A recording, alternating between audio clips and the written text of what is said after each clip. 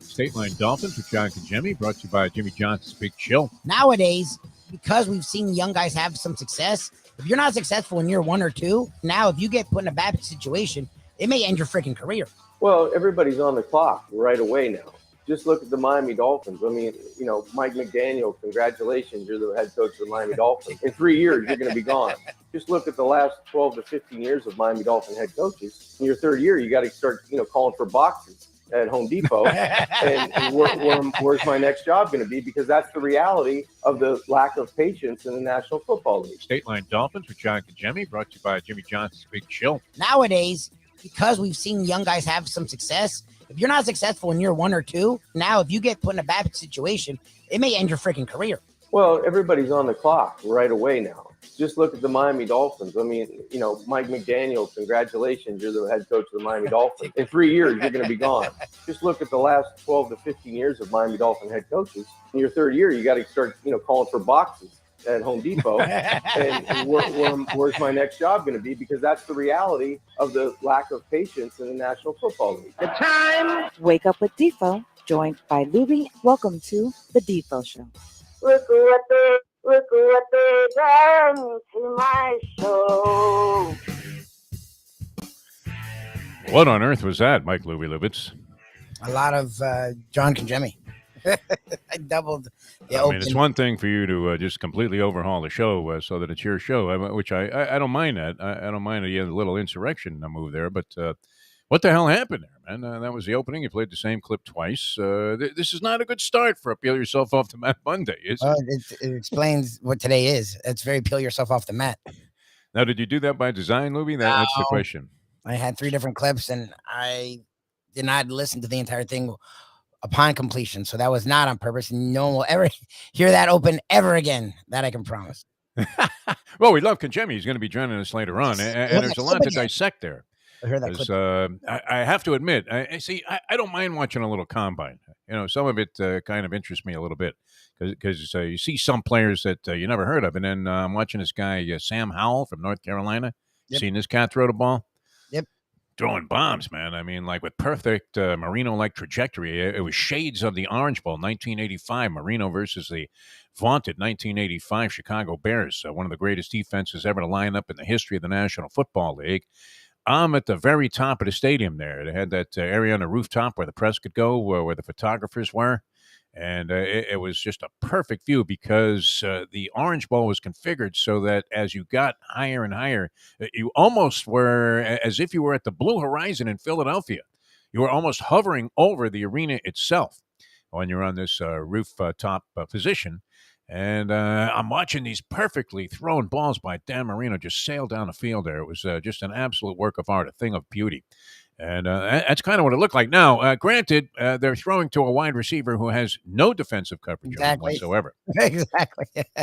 Which you would have to think amplifies, the fact that you're not dealing with much of a degree of difficulty on this particular thing because they're basically just chucking a rock out there. They got some guy that just ran a 4.3 in the 40-yard dash. He runs underneath the ball.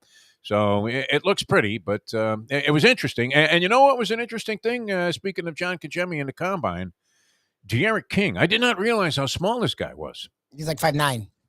That's a stretch. I mean, they list him at 5'8" and 3/4. When you're throwing 3/4 in there, that's good for a hat size. But I don't know about talking about the height of a quarterback in the National Football League, which we have seen a mixed bag of results with that, right? Some smallish guys have been very successful beyond the scope of what you could have imagined. Others have brief, runs of success. Others struggle in the beginning and then maybe figure it out. But I would have to say this. I'm a much bigger fan of the 6'4", strapping specimen of a quarterback than I am of the scat-back type, the Jalen Hurts of the universe. Do you really think Philadelphia is going to carry it into another Super Bowl championship by Jalen Hurts? No. Not unless they surround him with a really great team, correct? Yes. Kyler Murray was all the rage of the league throughout most of this season. Everybody was on the Kyler Murray bandwagon saying, it doesn't matter that the guy is, you can't say midget anymore. So, that the guy is vertically challenged. That would be a Mike Mayock term. Well, he's vertically challenged. You know that. Yeah, he's 5'4", Mike. We get it. He's barely an inch over being a dwarf. What are you talking about? We have this issue here with John Congemi, Dateline Dolphins. How much conversation will there be? If there's still lingering doubts about Tua Tagovailoa at the midway point of this season, what would you say? That Mike McDaniel starts to regret that maybe he didn't stick it out another year with San Francisco, get another year of experience under his belt, improve his chances? Well, I mean, you can't do much better than getting some of Stephen Ross's money, can you? Because you would think that they badly overpaid for Mike McDaniel based on his level of experience. I don't know what he's making. What do they pay Dolphin coaches? Are they on the low end of the pay scale? Not sure. But nonetheless, when you see like De'Aaron King out there at the combine and you see some of these other guys that are throwing the ball and they're like 6'3", 6'4", you would have to think that even though he threw a couple of very nice passes, now this isn't one of those Devin Booker observations on my part where I watched the guy play for 3 seconds and thought, wow, that guy's pretty good. But the same thing of Tyler Hero, as a matter of fact, although, as we've mentioned many times, the qualifier was the shooting percentage from three in the college range, at the college range, it didn't overwhelm me into thinking that all of a sudden, where a guy's struggling to hit 35% of these 20-footers, how's he going to be making them from 25, Lubie? Exactly. I mean, that's a big difference. You move out a couple of feet.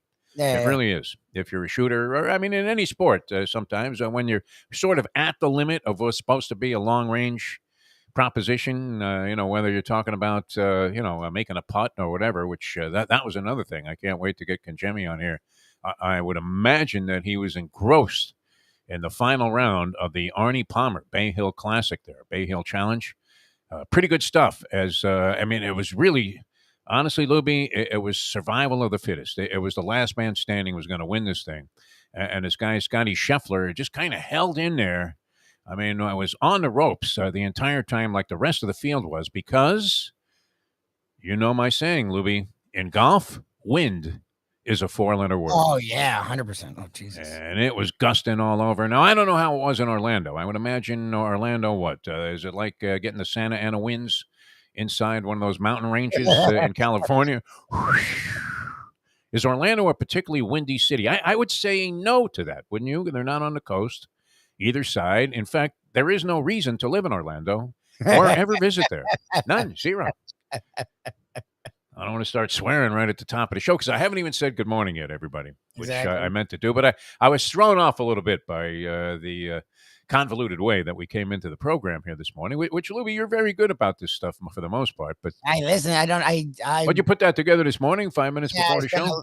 I spent a long time on that this morning, so yeah. I don't know how I missed putting one clip in for the other clip, but it will never be heard again. So those of you heard a one-time situation because that will never be heard again.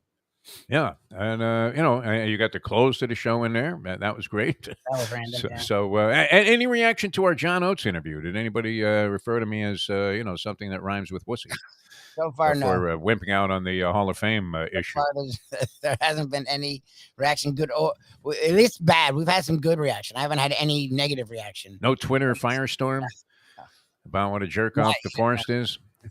Yeah, he's a big mouth when the guy's not around, but as soon as he gets him on the show, he's not going to ask him about that, is he?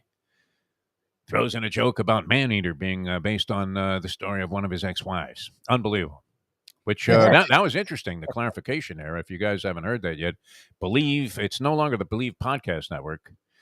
Now, when networks change their name, is that necessarily a good thing? I don't know. In Brooklyn, growing up, yeah, I mean, when I was growing up as a kid, that was one of the things that we did in Brooklyn.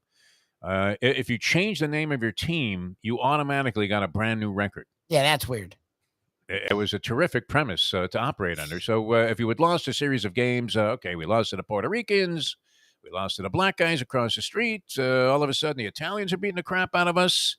And, there we were as like the New York Jews, for lack of a better name. I mean, whatever we called ourselves, the Dodgers, Yankees, it was always named after a baseball team. If you change the name of your team, then you started with a new record. So you were no longer 0-4. You were now 0-0. That's kind of a weird thing, right? Because it was the same three guys going out there playing punch ball, stick ball, whatever it was. Same three guys. New name for the team. Hey, you know what? We're the Braves now. Okay, you're 0-0. As if there was some mythical citywide title. It was almost like the old mythical national championship that we used to crown when the two voting bodies, AP and UPI, or what was it? It was UPI and the coaches poll. Or it was divided, right? AP and UPI. One was the coaches poll and one was like the writers. And they would vote on who would be the national champion, and it'd be just rampant debate about whether or not they got it right. And sure enough, most of the time, if your team got hosed, you thought that they were a bunch of bozos, and that was it. But anyway, good morning, everybody. Great to be with you. It's a Peel Yourself Off the Map Monday here on Ion Channel. I'm Jeff Deforrest. He is Mike Lubitz, off to a dubious start, and we'll be with you until 9 o'clock Eastern. Jack and Jemmy goes Dateline Dolphins with us, but you guys get it out there. See, now it was Dateline Dolphins. We were working at a Miami-based radio station. You could be heard around the country, of course, by any kind of app. In this case, it was the iHeart phone app. And so we're getting response universally around the world. But I would say, what? Are the Dolphins, do they still enjoy the luster of being one of the more popular teams around the country? Because at one time they did. And I don't know if that was just the vicarious desire of people to move to South Florida when they were watching football in the wintertime elsewhere. What do you think? Did that account for the Dolphins' popularity? Was it Don Shula? I think it was Marino. And the perfect season. Marino was one of those faces of the NFL for pretty much his entire career. So, and he was exciting. I mean, he was exciting to watch, Marino. Well, he was even on a bad day. Yeah, he was different because even like Elway and Montana, when they had more success, Marino played football in the early 1980s the way they play now. Like no one else. Yeah. Like they did the West Coast thing. Montana wasn't chucking it down the field. And even Elway, who could chuck it down the field, really wasn't. Like Marino was like, I don't give a damn about running it. I don't care about anything else. I'm throwing the ball and I'm throwing it down the field. Like they didn't do that then. No. I mean, even Shula would be looking at Marino like, I thought you were going to just hand it off and run it up the middle there. What are you throwing at 50 yards a duper? But nice play there, Danny boy. It's a touchdown. Rick Weaver was screaming from the booth. Atta boy, Danny. It was absolutely fantastic. Anyway, I don't know. I mean, the word is that there really isn't any standout quarterback coming out in this year's draft. Nope. Getting back to our combine. And Lubie, I don't know why you shirked your responsibility again, because were you not supposed to publish daily on whatever website we're working with now? Publish daily the Lubie Combine Chronicles, which was one of my favorite things, where you would recite dash times, vertical leaps, and of course, wow, I was horrible at this. I don't know how you were. At the broad jump, the standing broad jump was one of my worst events. Climbing ropes, not a good thing for a Jewish kid. No. I don't know, why is that? Why can't we climb ropes? Is that a religious thing, or am I just ascribing too much to it because I'm Jewish and I couldn't climb a rope? I was horrible at that. I could have never gotten into the Army. I would have been just thrown right out, right? No, forget about him. He has no coordination whatsoever and zero strength. Why was rope climbing so difficult? Could you climb a rope? I could see you shimming up a rope. Maybe when I was in my prime, like I don't work out now like I used to. I feel like that can't be easy. We never had to. Like I always saw in like TV shows in like the 60s and 70s, they'd make you climb rope. We never did that. So I don't know if I could. I actually have never tried it ever. You know, ready to take the president's physical fitness test? Did you have that? Was that still in existence when you were in school? Of that ilk, but it wasn't exactly that. The president's physical fitness test, and it involved a bunch of weird kind of calisthenic oriented things, and and also the shuttle run. That was my favorite one, the shuttle run. I wasn't very good at that either, but the shuttle run was a tough one. I don't know. You didn't have to run a mile in that thing. That was more of a condition that applied to whether or not you could go out for certain teams, right? Like if you couldn't run a 6-minute mile, they didn't want you trying out for the basketball team because they figured you were a slow slug, right? 6 minutes. I'm happy to go 19 minutes now. It's great. There was always that one slow kid that came in after 10 minutes. He was exhausted. Phlegm was coming out of his mouth as he, was drooling at the finish line there. Stopped like he just won the Ironman triathlon, where they stop right at the finish line and collapse. All of a sudden, you lose control of your bodily functions. I don't want to say there was poop in their pants, but there's Marty Zoback in my school. I don't know. Do you remember that kid? It was like he was a 7-footer too in high school. This guy, Marty Zoback, couldn't play any basketball though. No, he was horrible.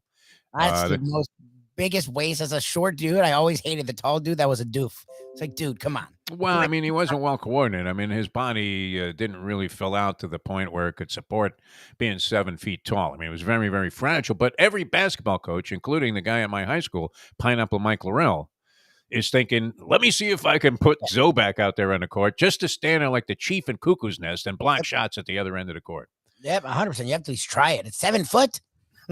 Like you have to. This kid was 7 feet. Now, and that's saying a lot because the center, I believe, on our high school basketball team was like 6'4", and he was among the tallest kids, if not the tallest kid on the team. So here's Zoback in there, Marty Zoback. But Zoback was like 7 feet 125. Oh Jesus! Yeah, I mean, he was a skeleton of a man, this young man. I hope he's still around today because he would be like 71 years old, pretty much like I am. Fast approaching. Lubie, where'd this year go? I mean, we just celebrated the 70th out in Las Vegas, and here it is. I was doing the math, like I go reverse math. So I'm thinking, all right, what do I got left to 71? Like 4 months. Are you kidding me? That's, what is it? March, April, May, June. Wow, 4 months, and that's it. Yeesh. A friend of mine, speaking of which, well, he wasn't really a close friend, but I knew him well enough at a time where I was immersed in the boxing world. I don't know if you ever heard of this guy named Mike Marley, a classic Damon Runyon type sports writer from the New York Post from many, many years ago. And then he was covering boxing, but great tribute by Phil Mushnick in yesterday's paper to Mike Marley, who checked out at 72. Oh, wow. You probably saw him in the ring and wouldn't recognize him, much like if you didn't know Brad Jacobs. Right. And you always see Brad Jacobs in the ring there anytime there's a top-ranked fight involving one of their marquee fighters. At the time, it was Manny Pacquiao that he was guiding all over the world. Brad Jacobs, great guy. He's been on the show a few times. I don't know if we've had him on the Ion Channel show yet, but we should. A little tough to connect with him because he's usually out in Las Vegas, but he does spend time in Miami. Been in the boxing game forever. Yeah. Brilliant television producer. Came up with the USA Tuesday Night Fights, and guess what he did? To enhance the ratings, just as you were wondering, is anybody watching the Tuesday Night Fights? He talks Big George Foreman out of retirement and brings him back to fight a series of stiffs on like a bi-weekly basis. The ratings soar. Foreman becomes eventually, again, regaining at like 50, the heavyweight championship of the world. Do you think they drugged Michael Moore that night so that Foreman could win? There was no way. I don't know. I mean, it was a one-way fight for the most part. Foreman was getting the crap beaten out of him. Yeah, I mean, he looked like he'd been hit in the face with an oar several times. That's why it was shocking he lost, but it wasn't shocking that he got surprised by one punch because Foreman did nothing. I remember that fight. I remember Foreman doing nothing. Stood there like a stiff. Speaking of the chief, move. He was big. He was overweight. He was old. Like he wasn't even trying. 100 years old. He'd been beating tomato cans. Guys would come into the ring with Campbell's written on their shorts. It was unbelievable. Bunch of tomato cans that he was fighting. So it makes sense that Moro would be lulled into. It wasn't a false insecurity. It was a true sense of security, and just out of nowhere, oof. Because Foreman still had the power. I don't know about that. I mean, that didn't look like much to me.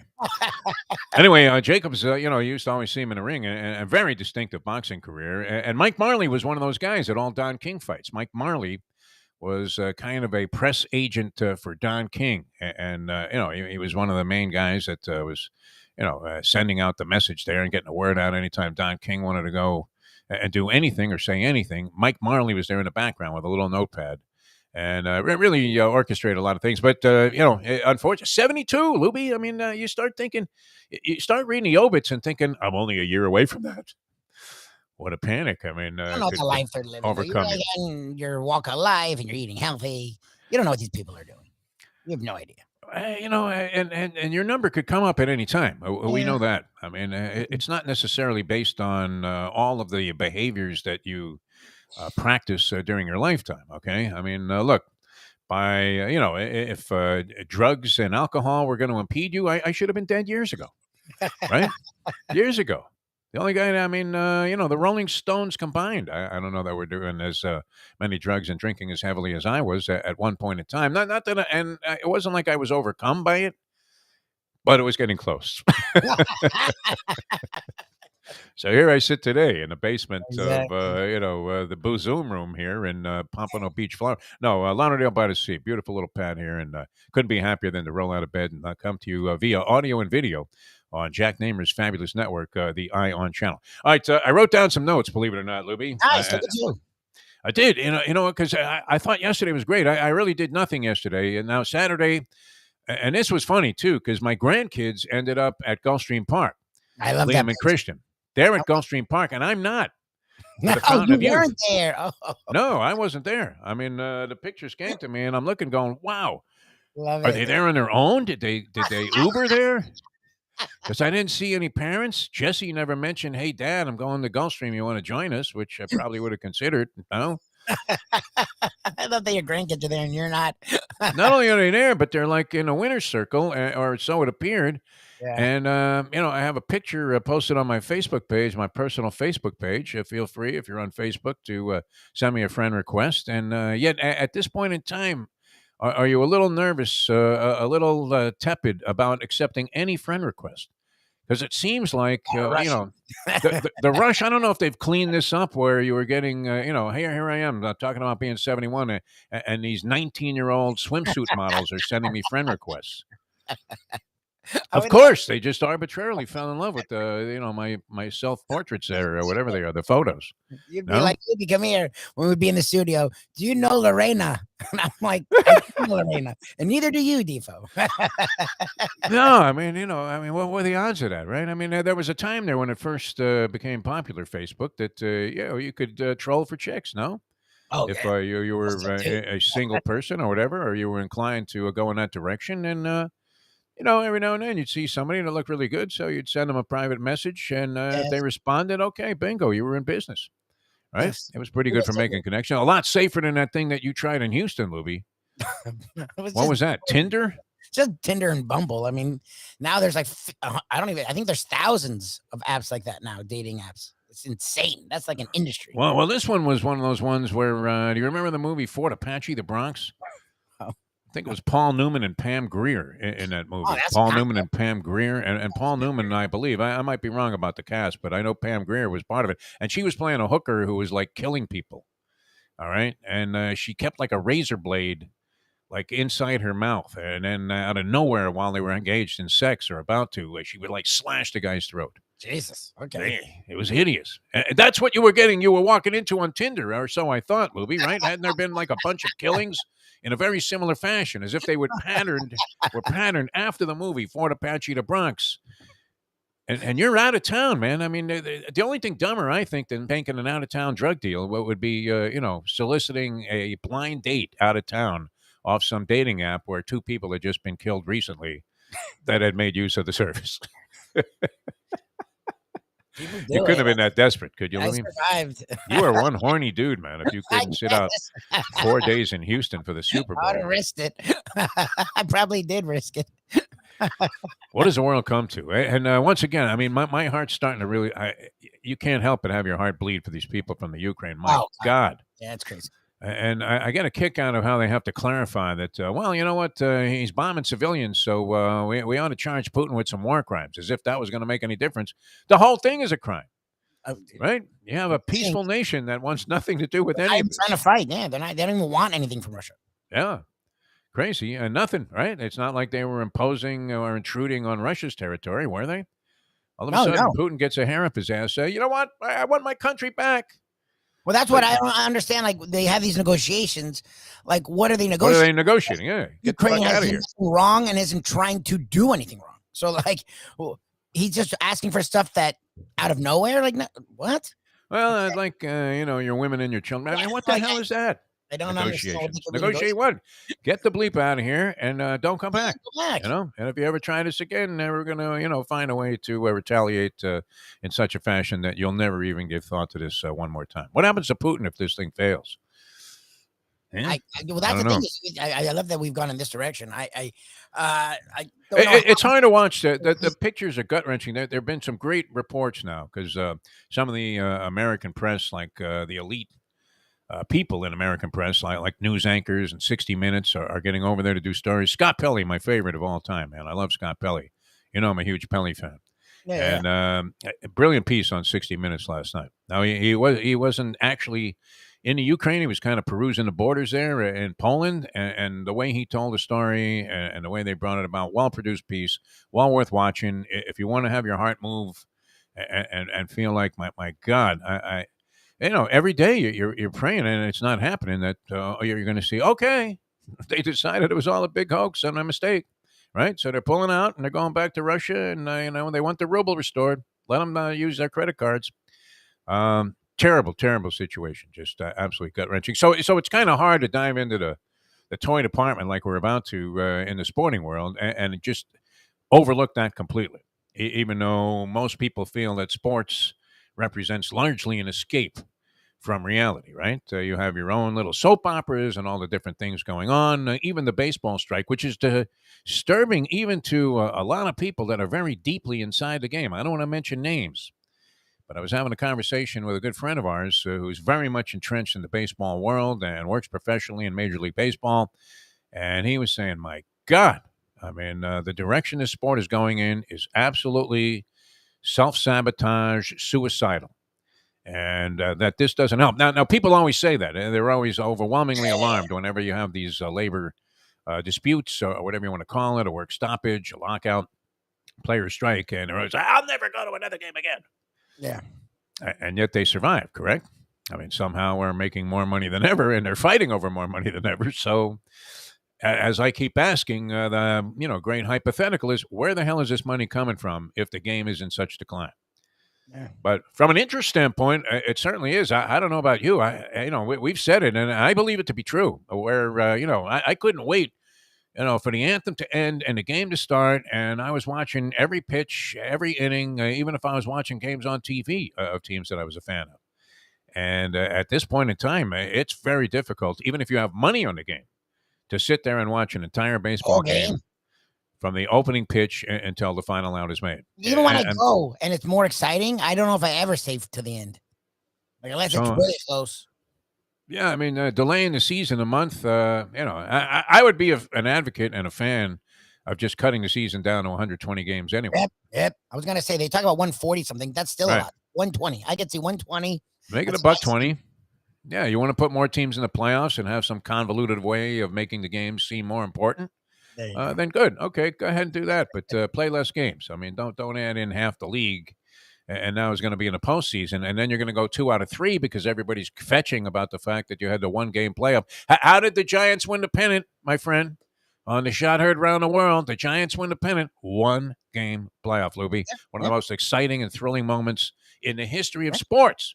This day, It was created by the do-or-die, all-in, sudden death 1-game playoff. So I didn't have as much of a problem with that aspect because I did think at first, and you know my theory, I don't like bastardizing the playoffs by adding more teams in. Now, did it help the NFL this year? More teams are in the race. So those games late in the season take on, at least, in theory, added importance, correct? Never mind that Philadelphia is going to get trounced. Did Gurgles really give us on a Degenerate Friday the Philadelphia-Pittsburgh parlay? He did. He was reaching. You know that. He's a horse player. He was trying to see how he could score the biggest. Well, and he's from Pennsylvania. Yeah, he's from Allentown. Oh, no, he's from there, but I'm saying also the odds on both of those, let alone combined, was utterly insane. And there was a reason. Yeah. They make it out the first day. Those were the 2 embarrassments, correct? Yes. That had everybody going, well, you see that? Well, what a joke this playoff system is. They got teams in there and they just don't belong. Like, right, I would agree with that. But, isn't that often the case when you start expanding playoff thresholds, which, they couldn't do it in the NBA or the NHL unless they added in like 10 more teams, correct? You already have more than half the teams in both leagues making the postseason. You both have literally more than half make it. Like, it's stupid. All right, I have a few things here for you, Mike Lubitz. The golf, which we'll talk about later on with John Kajemi on Dateline Dolphins, because he doubles as our golf correspondent, which is kind of old school journalism, but well versed in both sports. I'm hoping you watch this thing because the Arnie Palmer, the Bay Hill thing was fantastic. I mean, I tuned in, and I guess the leaders had like maybe 5 holes to play. The last group out there was like on 13. And it literally was like the last man standing. And all the players were saying that the conditions on the course were so horrible that they were mentally drained, Lubie, at the end of the round. Which is hard to figure, right? Because the only reason I was mentally drained at the end of a round of golf was because I was drunk. Who the hell isn't, right? What fun is the game? I was going to say. Hey, sister, another margarita, huh? By the way, is Sister Jean, wasn't she Loyola of Chicago? Wasn't that her Yes. team? Okay. Yes. Is she still around? Because I didn't see her anywhere. Is Loyola Chicago playing? I have no idea. Loyola Chicago had a thrilling victory yesterday. And it made me feel good about, this is one thing. And a lot of people used to cry about all the schmenk teams that get in via conference championships. I'm not sure if Tulsa was in a semifinal game or the conference championship yesterday. They were playing UCF. They hit a miracle 3 to get in. If that was the conference title game and it qualified them for the NCAA tournament, then you have a team that's like 9-19 on the season after winning their conference tournament. So what would they come into it at? 5-19? Says Sister Jean is 102, and it just they didn't wheel around for this one. They were playing Drake so, in the conference championship game. Loyola of Chicago, the winner to go on and make it to the NCAA tournament with a guaranteed bid, and the loser likely to go home, Lubie. Straight home. I don't know. You decline a bid to the NIT because the kids are so disappointed that they didn't get to the NCAAs. This was a bitter loss. And you know what? We're just not up mentally to going out there and competing again. We'll get them next year. Right? That's what the coach is saying. Dramatic victory by Loyola of Chicago. And I was looking for Sister Jean. So at $1.02, you can't blame her for not being wheeled out to the game. They may be weary of when they put her. When they don't. Now, our theory was disproven, was it not? That Sister Jean, at one point before she went into the sisterhood. She was a mafia. She worked with the mob.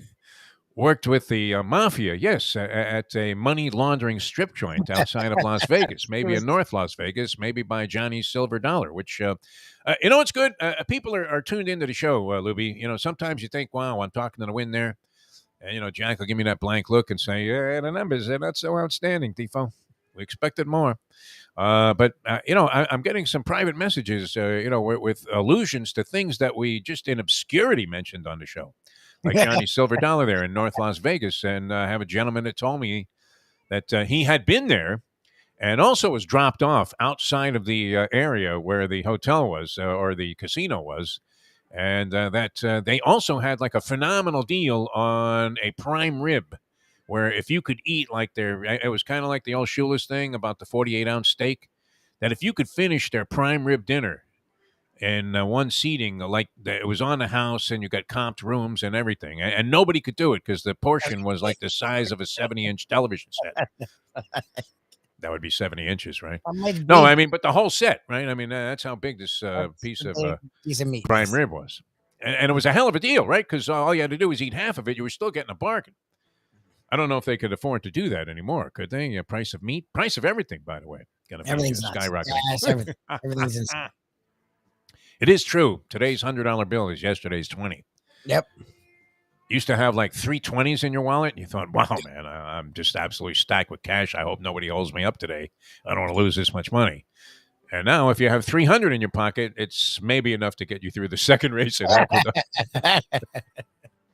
Certainly doesn't buy you much in a grocery store, and we all know what's happening with the price of gas. But I dig that. I think it's part of the best part of the tournament, right? I mean, it's part of what the tournament is all about, Lubie. It's the cliche that I was groping for here, and you're not helping me. Where you get these teams that qualify in Cinderella fashion like that, and then maybe when they start winning a couple of games like Loyola Chicago did in the past, you're like absolutely in love with them. And if they have, speaking of the professor and his evil mascots, if they have an adorable, lovable, completely relatable mascot like Sister Jean, in spite of her checkered past, which I want to qualify that again, people. We don't know that Sister Jean had mob ties in Las Vegas. Never did. You always wanted her to be like the lady that runs the front of the strip club, who knows what's going on and keeps everything, running for the big guys in the back. Like, from what we know, she had no ties to that at all. Right? You could see Sister Jean turning around to somebody and going, hey, Vito, we got 2 yokels outside say they know you and they want to come in. Next thing you know, she's this lovely figure of a woman who at 99 is still a college basketball fan, and she's rooting the boys home because she was she affiliated? I want to say what? Was she part of the academic staff there? Something. At one time at Loyola of Chicago? Or She was a part of she was a part of Loyola Chicago. Like she wasn't just some random. Like, hey, there's a nun. Look at her. Like, hey, we need a nun. Get her in here now. Make sure she's old. We'll put her, give her some pom-poms, put her in a little cheerleader sweater, and the nation will fall in love with us. See, now a sharp promoting coach would have come up with that, as just a complete fabrication. Much like we thought, and this was another thing that happened when your man Jorge Masvidal. I guess he was at one time roommates with this guy he fought in UFC 272. Can you imagine? 272. Dana White, 272 times, that means, has done that phony thing where he stands between the two fighters at the weigh-in like they're going to kill each other there. Come on, Dana. I mean, did he steal that from Don King or what? Right? When you separate the two guys, they never do anything. Nothing. Zero. Never happens. Although Canelo did punch that guy, Caleb Plant. At the, I think he, meant to throw a shot and accidentally hit the guy, which, I mean, that rarely happens where, somebody actually gets injured in one of those things. I don't know if you ever saw that clip, though. Well, one of the great ones was when Howard Cosell had Smoking Joe Frazier and Muhammad Ali on, and they actually, threw each other down on the floor. Did you ever see that clip? No. It was a studio show. Cosell was great at this, and he was always bringing these two guys together. Of course, he had a tremendous relationship with Ali. And Frazier, it turned out, Smoking Joe, I got to know him a little bit. I wouldn't say, we were close or anything, but, I did a bunch of things with Smoking Joe Frazier, interviews and things like that. And I told you, he came to the radio studio I was working at, sat in there for an hour. But at that time, whatever form of dementia, what was, an impediment to his brain, whatever CTE level he was experiencing, what was so prohibitive that we had to have Marvis Frazier. Literally, it's the only time I've had to interpret for a guy in English on a radio show. God, you could not understand a word that Joe was saying. Yet he sang like a bird. It was like one of those Mel Tillis things. It was incredible. But anyway, how did this all happen from Sister Jean? It's exciting to see these teams get the spark of going to the NCAA tournament and see what it means to them to be, kind of in an also-ran capacity, but having it have that kind of profound depth of meaning to you as a team, as an individual. I mean, maybe for a lot of these guys, this will be the highest they ever go, right? College basketball. Some of these smaller teams aren't exactly fueling the 2 rounds of the NBA draft with players, are they? Although, there's always somebody that comes from some schmenky school that turns out to be great. And yet, it really moved you, right? To see these teams and how excited they were to clinch a bid in the NCAA tournament. So I'm less inclined to grouse about the team that gets hosed at number 69 now, it would be, right? I mean, how much crying can you do if you get robbed out of Jimmy Boeheim was the best at whining about getting jobbed for the NCAA tournament, right? And one year he really did get jobbed because I think the people were so sick of him whining that they just absolutely threw him under the bus when he had a team that was undefeated and ended up, running second in the NIT. That can happen. But I don't know. You're the kind of guy, you like front runners, Lubie. So I could see you more inclined to be crying about the team that doesn't get in, especially if it was Florida State. Oh, yeah. Embracing the fact that these underdogs, these unknowns, these Cinderellas are having at least an opportunity to get there and bask in the very illuminating light that shines on the first round of the NCAA tournament when everybody in the world suddenly is a college basketball fan. See, what's weird is I like the Cinderellas at the beginning, but once you get down to the Sweet 16, I don't want them there anymore. I want to see the best teams play each other because after a while, it's okay, eventually the underdog is going to get annihilated, and I want the Final Four to be great. So a lot of the time when you see them get into the Final Four, it's oh yeah, good for them, and then they get hammered. So you sort of had a waste of a Final Four. That's my only problem with the underdogs is sometimes they go too far and then it's boring. Why didn't we come to this conclusion earlier, Louis? North Carolina, money line. North Carolina. If Moneyline Martinez was inclined to make a bet on Coach K's farewell game at Cameron Indoor, and how beautiful was it to see them get trounced in the end? And then, I was starting to embrace the whole Coach K thing. I really was. I'm not a fan of guys that kind of, I mean, get away with murder. We talk about this. Certain programs never investigated for anything. Like Zion Williamson just happened to qualify academically and decided out of nowhere that, he wanted to go to Duke to play some basketball. All right. No money involved. We later find out Zion, picked up like $250,000 from at least one of those guys that got popped in that sneaker situation, which, boy, that was a hell of an investigation, huh? FBI involved, and what do? They busted 2 assistant coaches, and that guy that we had on our was that on our Believe podcast? Shoe runner. Yeah, shoe runner. It was a shoe exec for Adidas and Nike. That's who that's the guy. Right, yeah, he got 5 months, man. Meanwhile, all of these guys that were really benefiting, like Coach K, not even coming under the slightest bit of scrutiny. They're just receiving awards and hosting banquets and getting paid $100,000 to go speak somewhere. Now I will say this, and I've said this many times. Coach K, courtesy of the connections of the lovely and talented Leslie Visser, gave us an interview right after he had won the Olympic gold medal. I think for the first time. I think he won 2, right, as the Olympic coach. So this was circa probably like 10 years ago.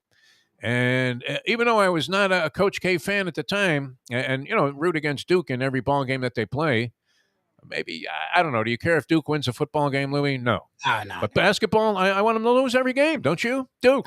I hate the Cameron. Rise with puke. Yeah. Jay Billis has so turned me off to the Duke Blue Devils that even though you have to have just mad respect for their accomplishments and the players, and what did he have? Like 95 guys schlep all the way back to Raleigh there, and they're paying homage to the guy who is well deserving, I guess, in accomplishment, well deserving of all this. But when he came on in this interview, I couldn't help but be won over. It was same thing with John Oates, right? Where you just said, my God, that guy almost in Pat Riley type fashion, and I worship Riley as a god. Yeah, it's untouchable. Yep, untouchable. Yep. All Elliot Ness on any program that we do. You say a bad thing about Pat Riley, guess what? Get out of here. Now I got to hang up the phone. But Hank, right? You can hear the local guys saying it in honor, once again, paying homage to our good friend Hank Goldberg, longtime sports talk host in Miami, but international figure as a handicapper. But okay, so they have North Carolina wins the game. They came on at the end. They really dominated. I saw the last few minutes of the game, and North Carolina just played some great basketball. They're a team that's coming on, and I might have a shot. I don't know. Are they outsiders to win the national championship? Oh, I don't know. Yeah, they're not that far outside. I mean, it's wide open this year. We said that with every college basketball guy that we've talked to. So I'm ready to go ahead and tip my hat to Krzyzewski and all of the good things. I mean, for college basketball, you would have to say, even if you hated them, it was a riveting factor that drew you into college basketball. Jay Billis notwithstanding. No, you're rooting for against them. Duke has been the quote-unquote evil empire of college basketball since the 80s. I mean, it's either and you have to love the fans, the Cameron crazies, right? With the tents and Krzyzewskiville and all of this stuff. And then, of course, when Jim Larinaga comes in there and hangs a W, up in the windows there of the bus for the University of Miami, you're thinking, you know what that means? There's a giant L across the chest of one coach, Krzyzewski. I love that. All right, so now he's got a winning record lifetime by like 3 games now over North Carolina, which is nothing to sneeze about. I mean, North Carolina was a dominant team for much of his tenure there at Duke. And, they've had some ups and downs, but it's not like they've been slouches, right? Ryan Williams didn't take the job there to lose. 2 or 3 years ago, they won a title. Yeah. I mean, they always have, at least a shot of putting a really exciting product out there. So they win the game. Coach K goes into the locker room there. He's all steamed up, and he comes back out. And they're having a ceremony now. And you would think that, by the time he took the stage, he would say, you know what, this was fantastic. And we want to have to, congratulate North Carolina for coming up with a big victory today. I know the season is still going, but wow, I mean, that was really some effort by them. And we pay homage to them. It's been a bit of rivalry over the years, but we've loved every minute of the competition. Instead, he before the ceremony starts. Did you see this? He gets up there, with, I hate to say it, sorry, Leslie, with the old rat face.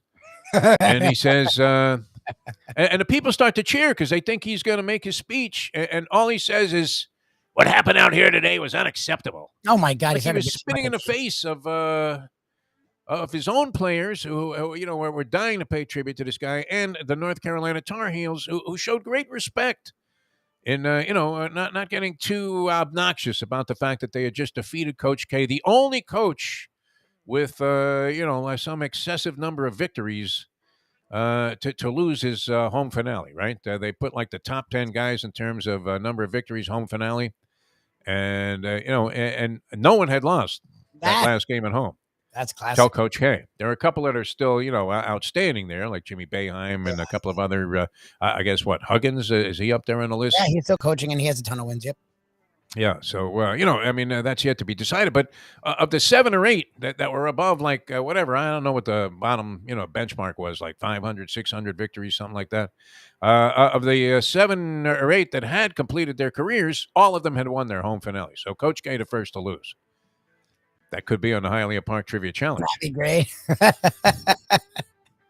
But anyway, and he comes out and grabs a microphone and he literally tells the crowd to shut up because he wants to, rant about how disappointed he was and disgusted he was with his team's effort in this ballgame.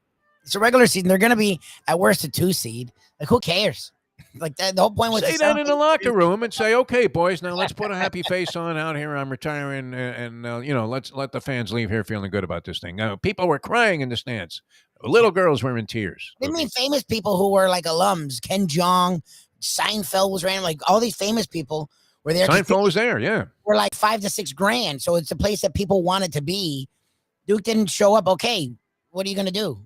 Like, that's on you. They were winning the game early. I mean, but who said it was going to be a cakewalk? You're playing North Carolina. They're still playing for something, right?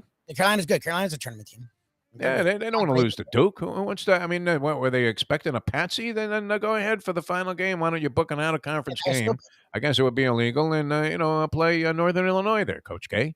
No, people play different teams all year long. Like, you could have thrown a schmake team there. That was be mad at your schedulers or be mad at your team for not winning, but I wouldn't do that there.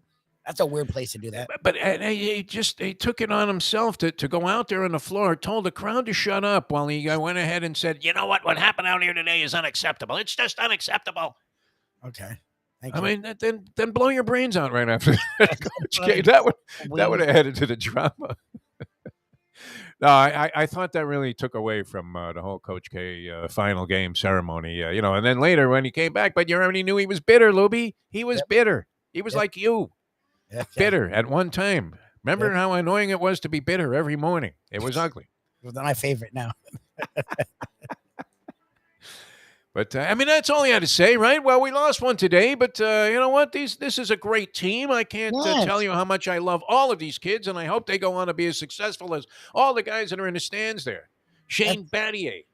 And, just a great series of players that you're looking at going there. They've all distinguished themselves. Grant Hill is sitting in there. I mean, you had, Carlos Boozer? Was he also a Dookie? I think he was there. Playing on a team with Jason Williams and Mike Dunleavy Jr. and Duhan. Bob Hurley, unbelievable. Hey, they should have. Christian Laettner, one of the all-time great college basketball players, deemed in some polls that I've seen the #1 college basketball player of all time, Christian Laettner. Yeah, him not the most well-liked guy. Grayson Allen, your man, showed up. I mean, Grayson Allen. You would think he tripped up 2 guys on the way in. Exactly. There's a serious lawsuit against the security system and team, and also, of course, whoever poured the sidewalk there on the quad at Duke, Grayson Allen. All right, we have John Kajemi coming up. I'm going to get it. I have my material here. It's going to be like a little bit of a wrenching experience here to look this stuff up on this side computer that I have. But, I have all this combine stat stuff. Okay. And I'm curious. Weird records like that. The Lubie Chronicles, the only thing I would say is I think something was weird with the clock. Like a lot of the times, the times are really slow. Like the times this time were really weird. Like multiple people running 4.2s when running a 4.2s happened like twice in the history of clocking. All the receivers, it felt like the sub 4.4s when in the last few years, receivers were actually running slower. And if you saw a sub 4.5, that was good. I like the defensive linemen running 4.8s and 4.6s and 4.5s. Yeah. Like it was, something was with the clock. Like I understand the athlete is transforming and growing constantly, but from one year to the next, for the times to be this fast, I mean, what the hell happened in the 1 year? These guys are all mutants. Like, I don't know. There was something weird about the clock. Yeah, I mean, I liked when Drew Rosenhaus, he timed Randall Hill with a sundial, and Hill broke the clocker's watches there with a 3:9:40.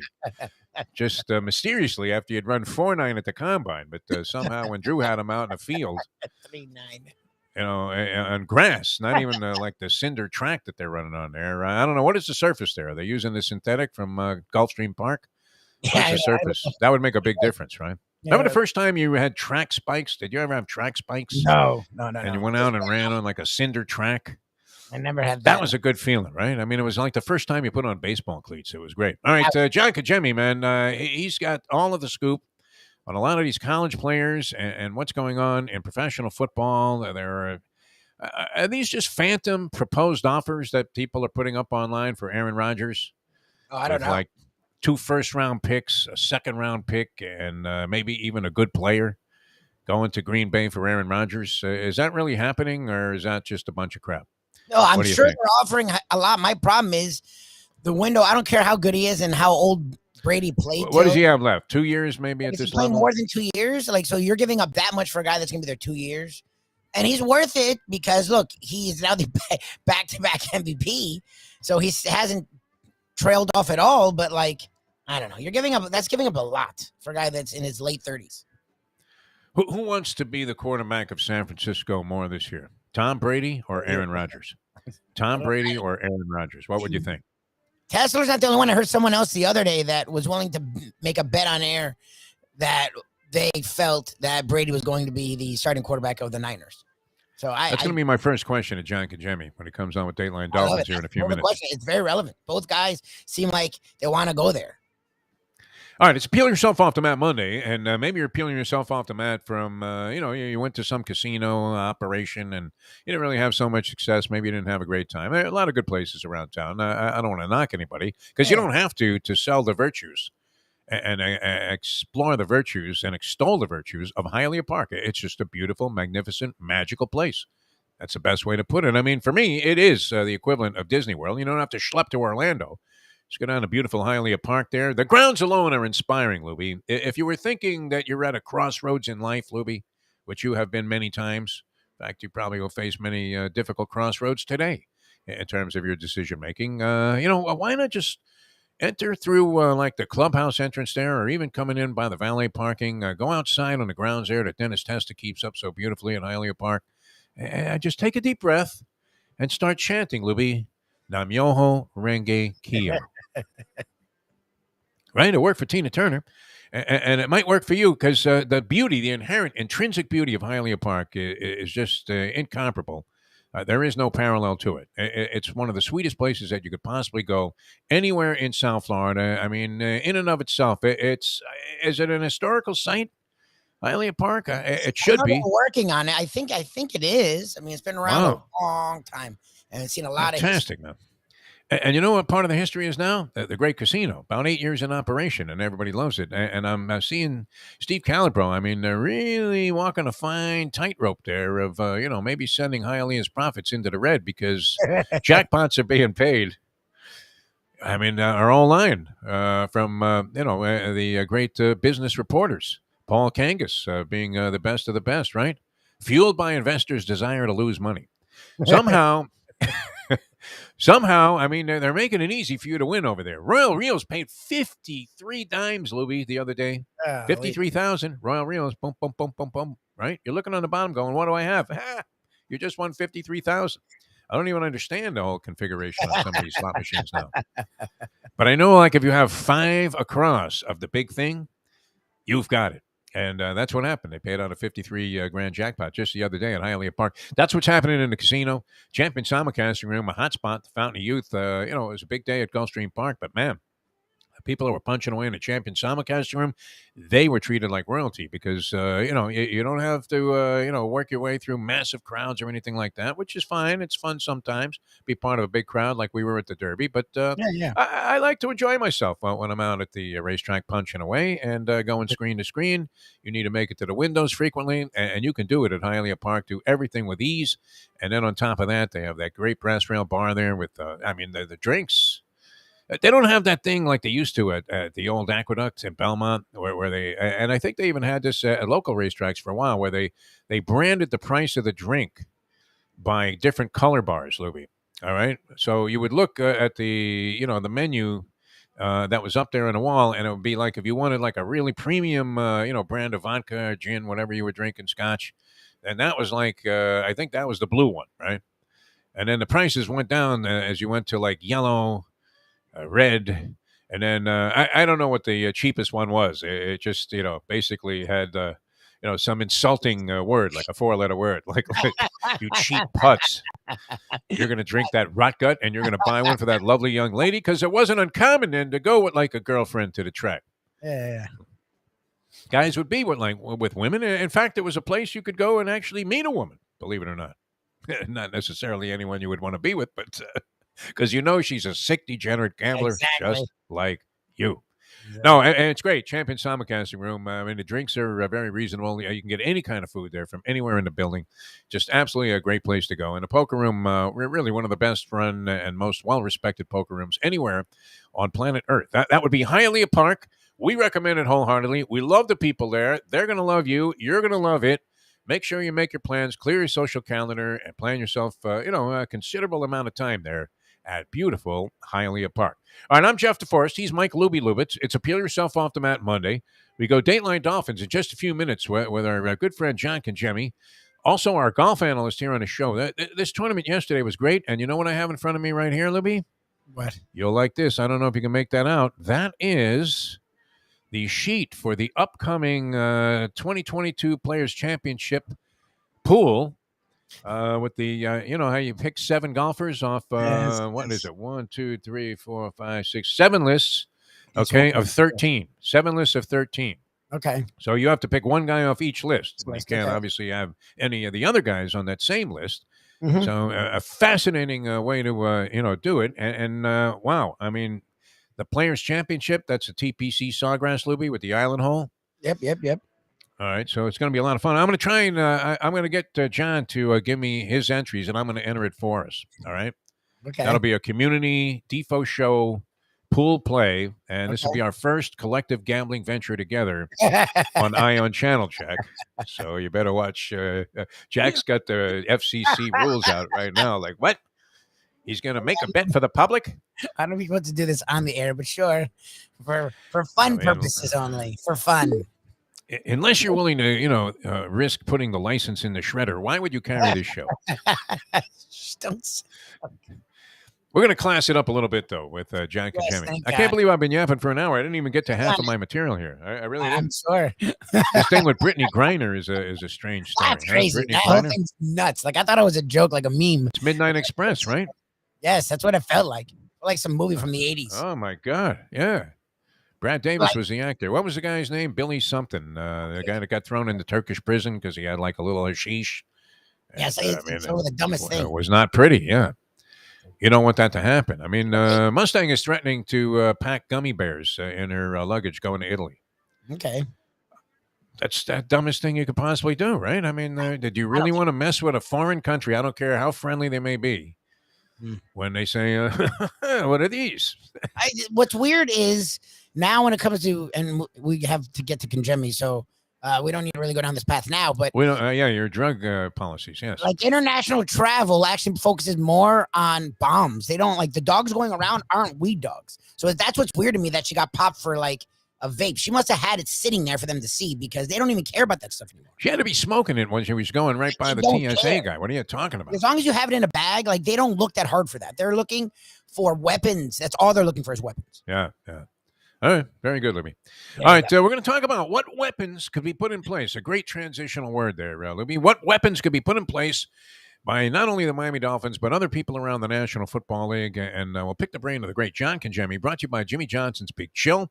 That's coming up in just a minute here on the Defo Show. I'm Jeff Deforrest. He is Mike Lubitz. Peel Yourself Off the Mat Monday. Running pretty smoothly here so far, except for that atrocity that we had at the beginning of the show. I think you did that deliberately, Lubie, so you can hear your own voice twice. I spent a lot of time on it. I don't know what the fuck happened, but it'll be corrected by tomorrow. Yeah, when Sheen was talking about Colonel Kurtz, right? The horror. Thank you.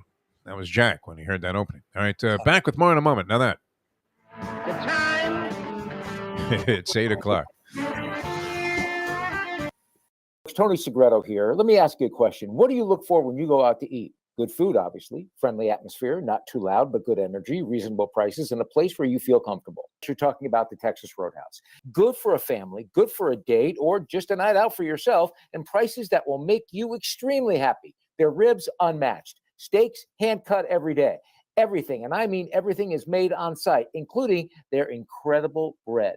Trust me when I tell you, Texas Roadhouse, your restaurant, your destination when you say, where should we go and eat tonight? From the newly renovated sports bar to the beautiful bayside views captured at the Tiki Bar, Jimmy Johnson's Big Chill has it all.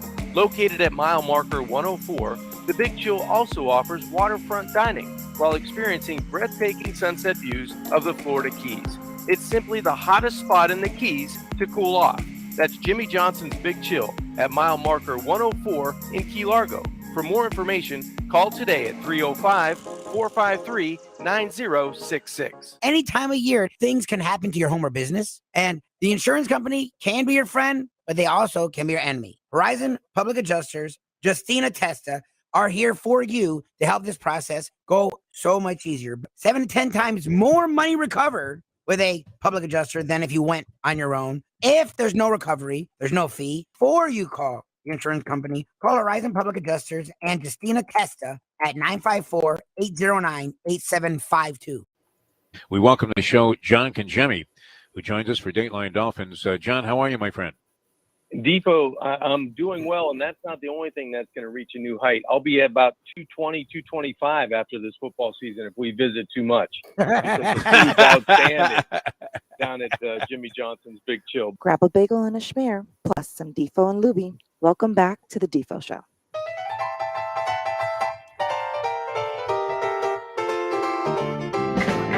Welcome back to the show. Great to be with you. Jeff Deforrest, Mike Lubie, Lubitz, the Defo Show here on Ion Channel. You can Google the Defo Show.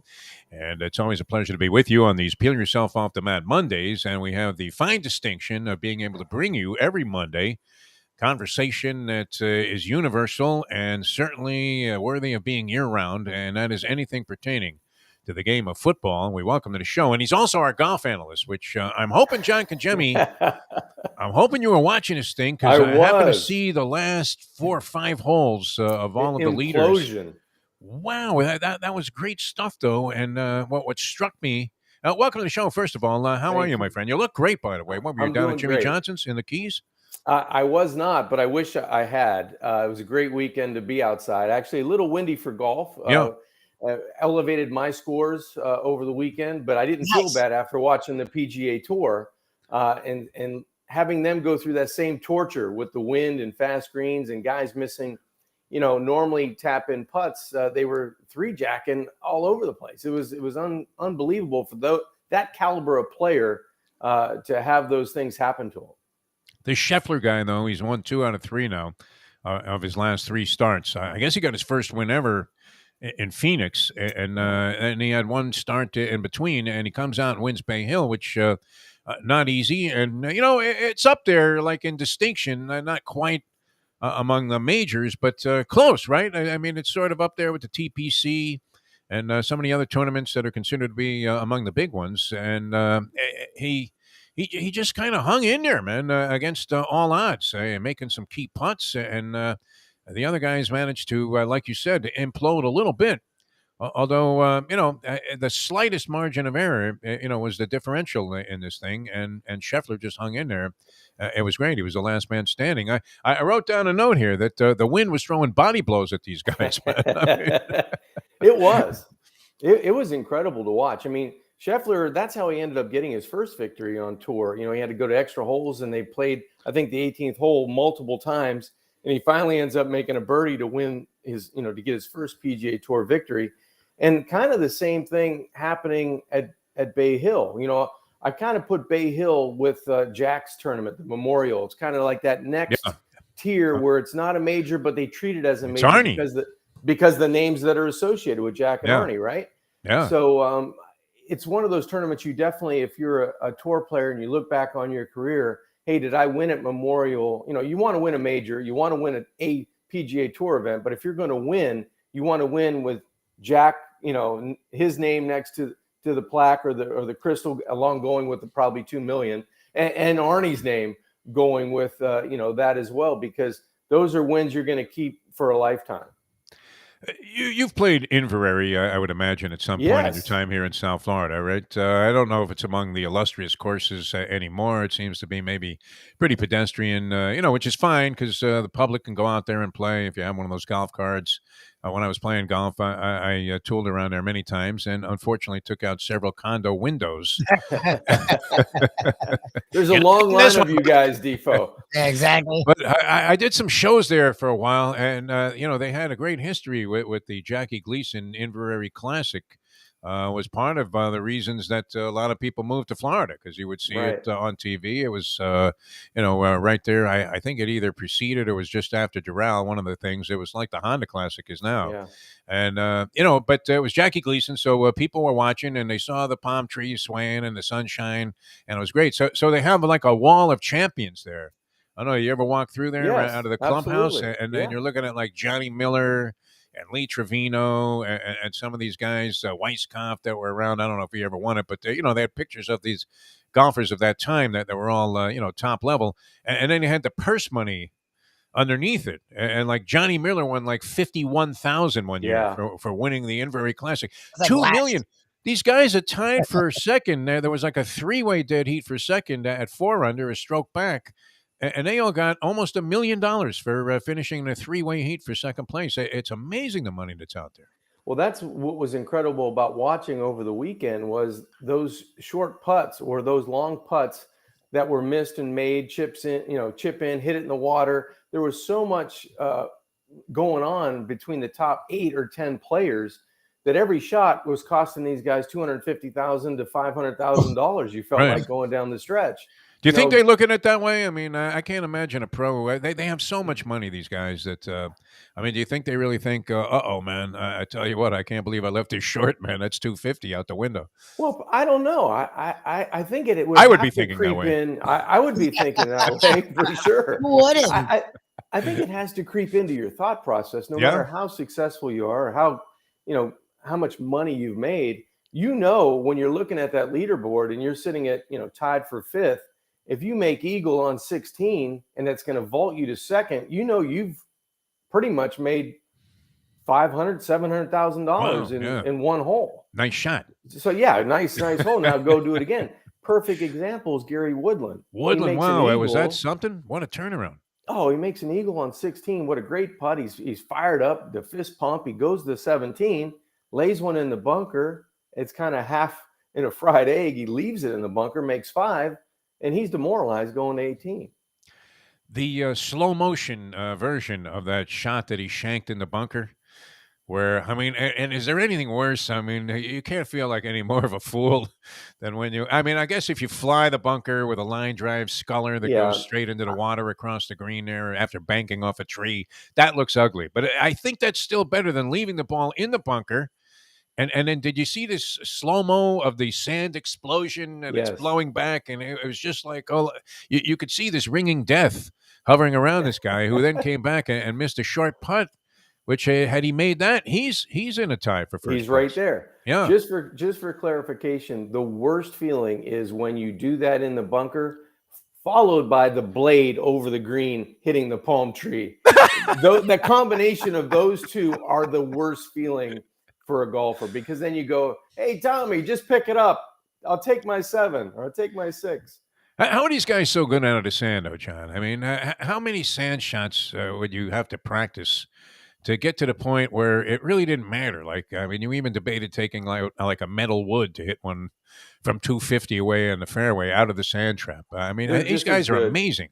They're just as good out of the sand as they are in the fairway. And if you really dig down, that's what cost Victor Hovland the tournament. I think he was 0 in saves. I don't think he was. He got a shot there at the end. Yeah, he had a shot there at the end. Yeah, he didn't make an up and down for the tournament, I don't believe, when he hit it in a greenside bunker.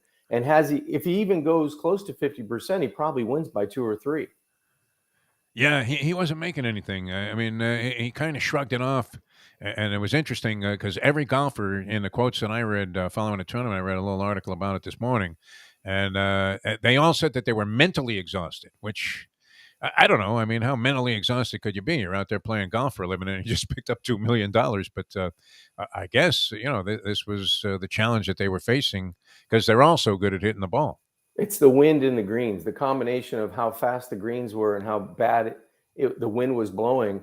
It took a lot of out of the players knowing where they wanted to leave the golf ball on the green, and if they can control it with all the things going on around them. I think that's the mental anguish that they went through that led to those guys being exhausted. Had it not blown the way it did, and the greens were at a pace of 13 and a half in terms of speed, I think they would have been okay. But it was the combination of wind and the speed of the greens, and every shot was a shot you were grinding on. There were no layup shots. Just hit the 9-iron fat part of the green. One would bounce perfectly. One would tumble over the green into a rough where you couldn't see the golf ball. So I think that was the mental part for the players. All right, wrapping up this whole golf thing, and I'm glad you can be our golf I correspondent. love that he's our golf correspondent. Like, it was a lot of fun. I mean, I enjoy watching golf on a Sunday or any time, especially John Kajemi. And we're going to involve you. I hope you're willing to dive in and indulge us with a little degenerate activity on the show here. Yeah, let's go. Kind of a group effort. But all right, so I'm going to send you this, and I'll hold it up, but no one can really make out what it is. Yeah, nothing. It's a list of 7 columns, each containing the names of 13 golfers that are entered for the Players' Championship at Sawgrass this coming week. All right. Okay. So the thing is, you have to pick one guy out of each column from the 13 that are in that column, and then you have 7 players is your team, your fantasy team, so to speak, and cumulative low score ends up winning the jackpot, which Nice. this particular thing would be $50 a man. So, if you're winning the thing, you're probably walking away with like $5 or $6 grand.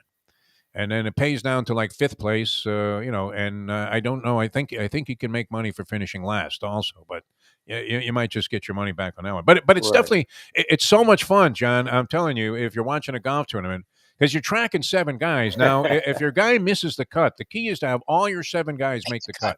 Right. That's the first priority. It's like you have to qualify for the postseason. Because if you have a guy that misses the cut, you get 3 over for the 2 days that he's not playing. Oh, geez. So So that's going to that's stick terrible, 6 right? over. And you get nothing else. It's very hard to overcome, right? As you see the closeness of these tournaments, but some difficult choices. So I don't know if I'm torn between a few guys. One of the key lists here has in the same lineup of 13 guys, Hovland, who is hot right now. I mean, would you go away from Hovland, figuring that okay, he's been in contention, he's due to have an off week, and I guess you have to also take into account how they play this Sawgrass course, which favors what? Does it favor the big hitter? I mean, how would you characterize that, John? I think it's a lot. I think it's very similar to Bay Hill. You have to hit fairways. You can't get a guy that's spraying the golf ball off the tee, and you have to be able to dominate the par 5s. So par 3s, par 5s makes sense. Because those guys can get there. They can get there on 16. There's another one on the front 9, number 2, I believe it is. They can get there in 2. So it mirrors a little bit like Bay Hill, where you want to dominate the par 5s, but you have to put a premium on hitting fairways, because if you're in the rough, you can't advance it.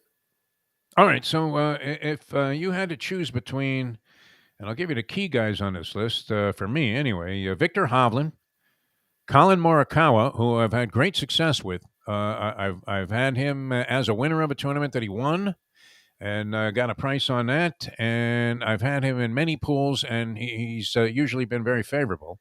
So Hovland, Morikawa, John Rahm are all on the same list. And now you're probably going to pick one of those 3 over the other 10 that are on there. So who would you go with? Would you go with Hovland, red hot right now, Morikawa, almost always a factor, or John Rahm, who I think was 1 over in the tournament, but he's a guy that can bomb the ball down the middle, and if he has to dominate par 5s, might be able to do that. Which way is John Kajemi going? And then I'm going to send you this. I'll email you this whole entry form here, and we're going to put in one entry for the team of you, me, and Lubie. Well, okay, so we're a team. I was just going to We're say, going to be a team on this, but I'm going to enter Perfect. separately, because The three of us I are figure involved. You don't Okay, want that's great. this way we have That's two great. shots. If I win the whole jackpot, I'll grease you guys with a few sticks also.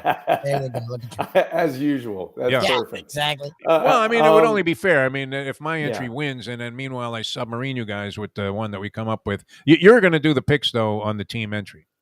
All right. It'll be a group effort, that's for sure.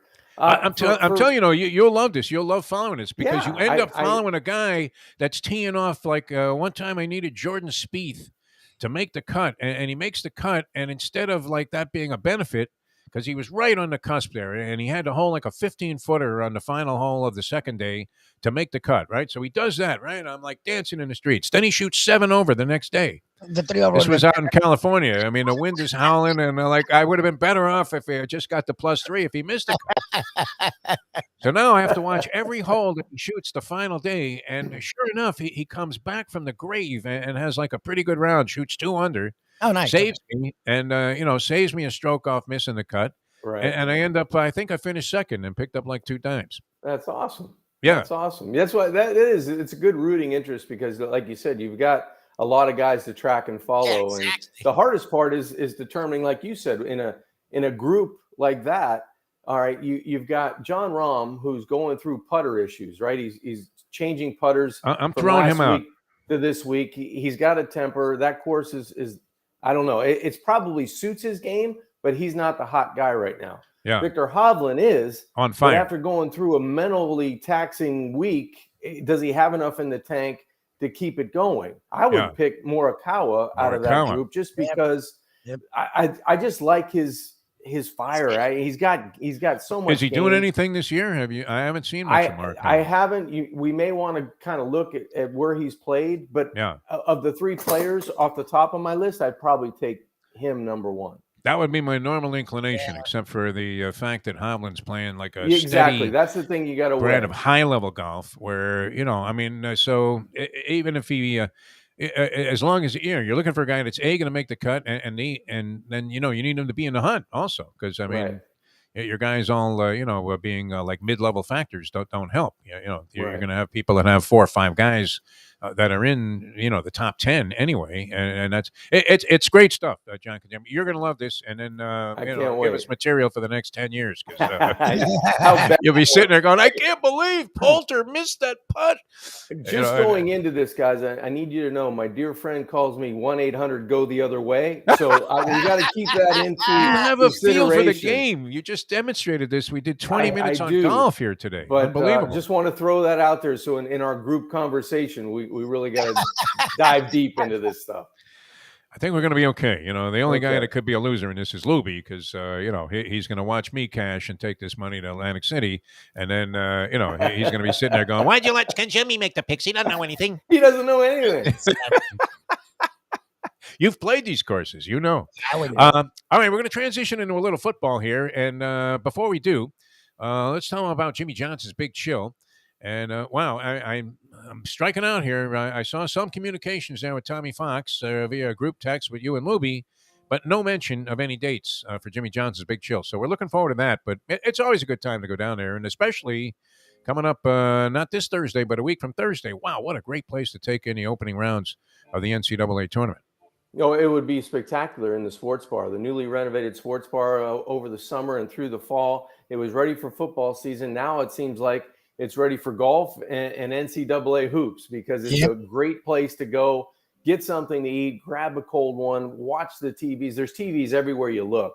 And then you look outside and you've got the bay views of the Upper Keys. And it's just a spectacular setting. You go out to the tiki bar, have a drink, fine dining on the water, take a dip in the pool. The accommodations are through the roof. They're just spectacular. And if you're there on the weekend, you can listen to my brother sing, Larry play guitar, and Amanda really run the place. So you've got the full gamut of first-class service, first-class food, and the amenities are off the chart at Jimmy Johnson's Big Chill.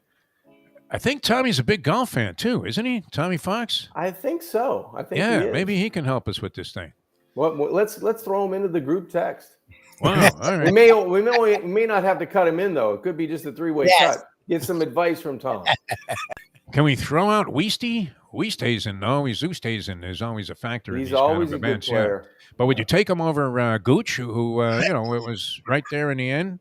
I mean, this is another decision that's not going to be an Big easy decision. one. Yeah. It's going to be good. John Kajemi, you're going to love this thing. And once Can't wait. I hope not to, turn you into an addictive, hopeless, degenerate gambler.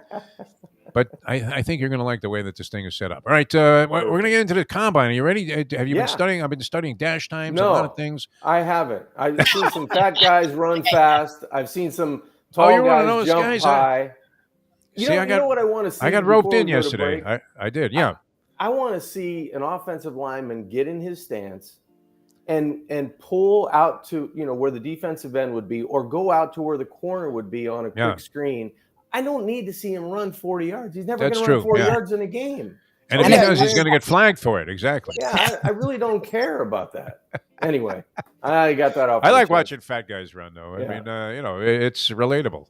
That's for sure. All right, we're coming back with more with John Kajemi. Get into the combine, the draft, and all of it. It's never too soon to start talking about the draft. Never. And, of course, other developments in the NFL. And the key question, I think, we'll pose to John right at the top. So think about this for a second, John Kajemi. And that is more likely to be the quarterback of the San Francisco 49ers next year, Tom Brady or Aaron Rodgers? We'll come back with that answer from John Kajemi in a moment. Now that. The time. I was like a professional broadcasting tease guy. You always ruin it. Pretty good. Oh my God! Why'd you have to? I was like proud of you. It just hit me. That was like a real pro move right there, wasn't it? I was gonna tap it. We'll have that answer when we come back. We'll come back. It's just gonna message you. Look at you, It's 8:21. asshole. Poker is your game. You're covered in style. And you can play all your favorite Vegas-style games, including blackjack, craps, and roulette, in Hialeah Park's sizzling hot casino. Get a player's card when you walk through the door for all kinds of generous amenities, including our favorite, free play, when you come out to the ultimate casino and entertainment destination, Hialeah Park. These days, we're all looking for comfort anywhere we can find it. Thank goodness for Landlubbers Raw Bar and Grill in the Plantation location, because they are making sure you are as comfortable as possible. You're going to have the best wings in the world. You're going to have a great burger. You're going to have their amazing soups.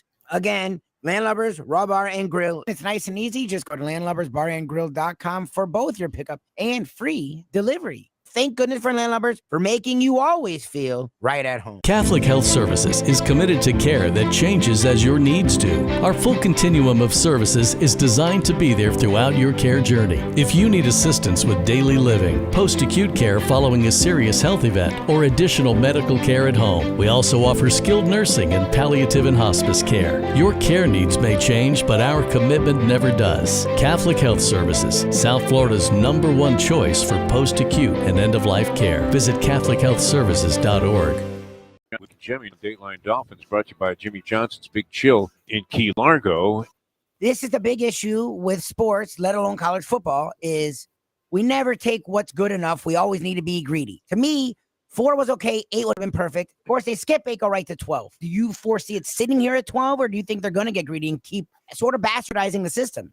Come on, guys. Whatever makes the most money is what they're for. Right? I mean, we're all for that concept. We're actually there too.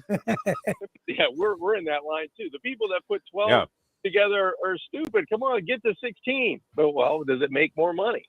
So I think they'll stay status quo if they go to 12 at for a certain amount of years until the people that are 13, 14, 15, and 16 start complaining loud enough, and then they'll probably expand it. But I think they're on the track to get it better for a lot more teams to get in the mix.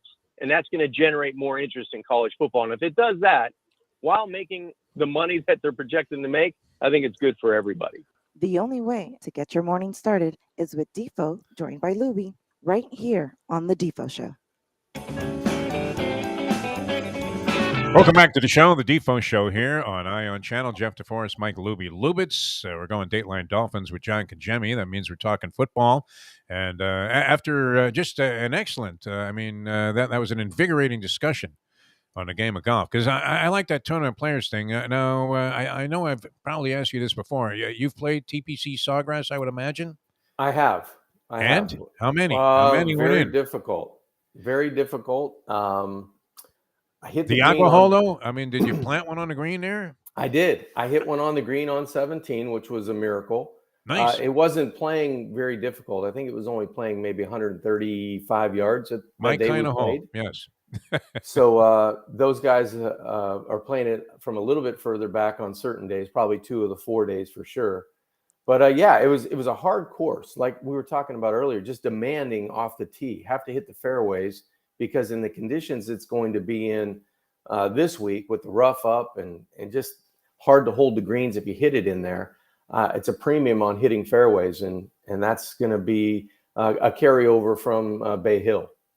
All right, I'm going to send you the list. All right, the magic question and the question of the day, and this is Lubie's Twitter poll and whatever else he can come up with that we can hopefully attract some attention and get some people involved in the show.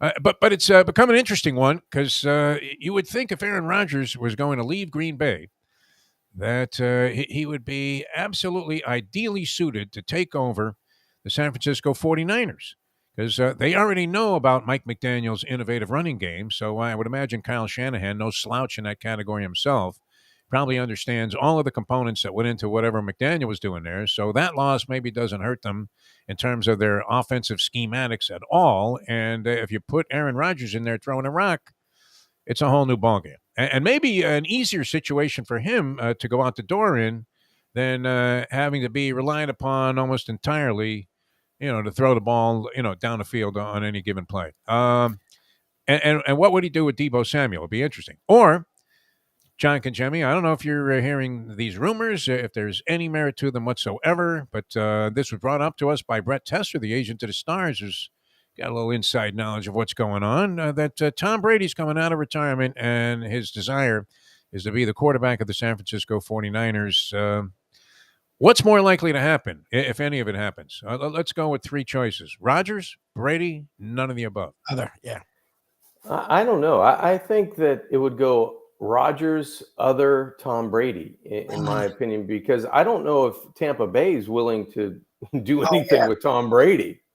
What would they do? I mean, they can't hold him hostage. I mean, Giselle would bite Bruce Arians, and they kind of can. I don't. The draft choices and the amount of players that the 49ers would have to give up to Tampa Bay in terms of securing Tom Brady might be astronomical.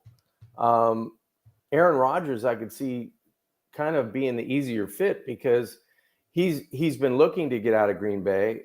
You plug him into San Francisco with the wealth of talent at wide receiver and running back, the offensive line, and a pretty good defense, a coach / coordinator that you're going to hit it off, 100%.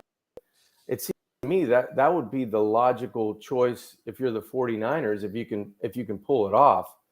Tom Brady, I don't know. I kind of take him at his word that he's retired. I think he's 80% supposedly retired. He's opened the window, to consider that, well, you never know, type of thing.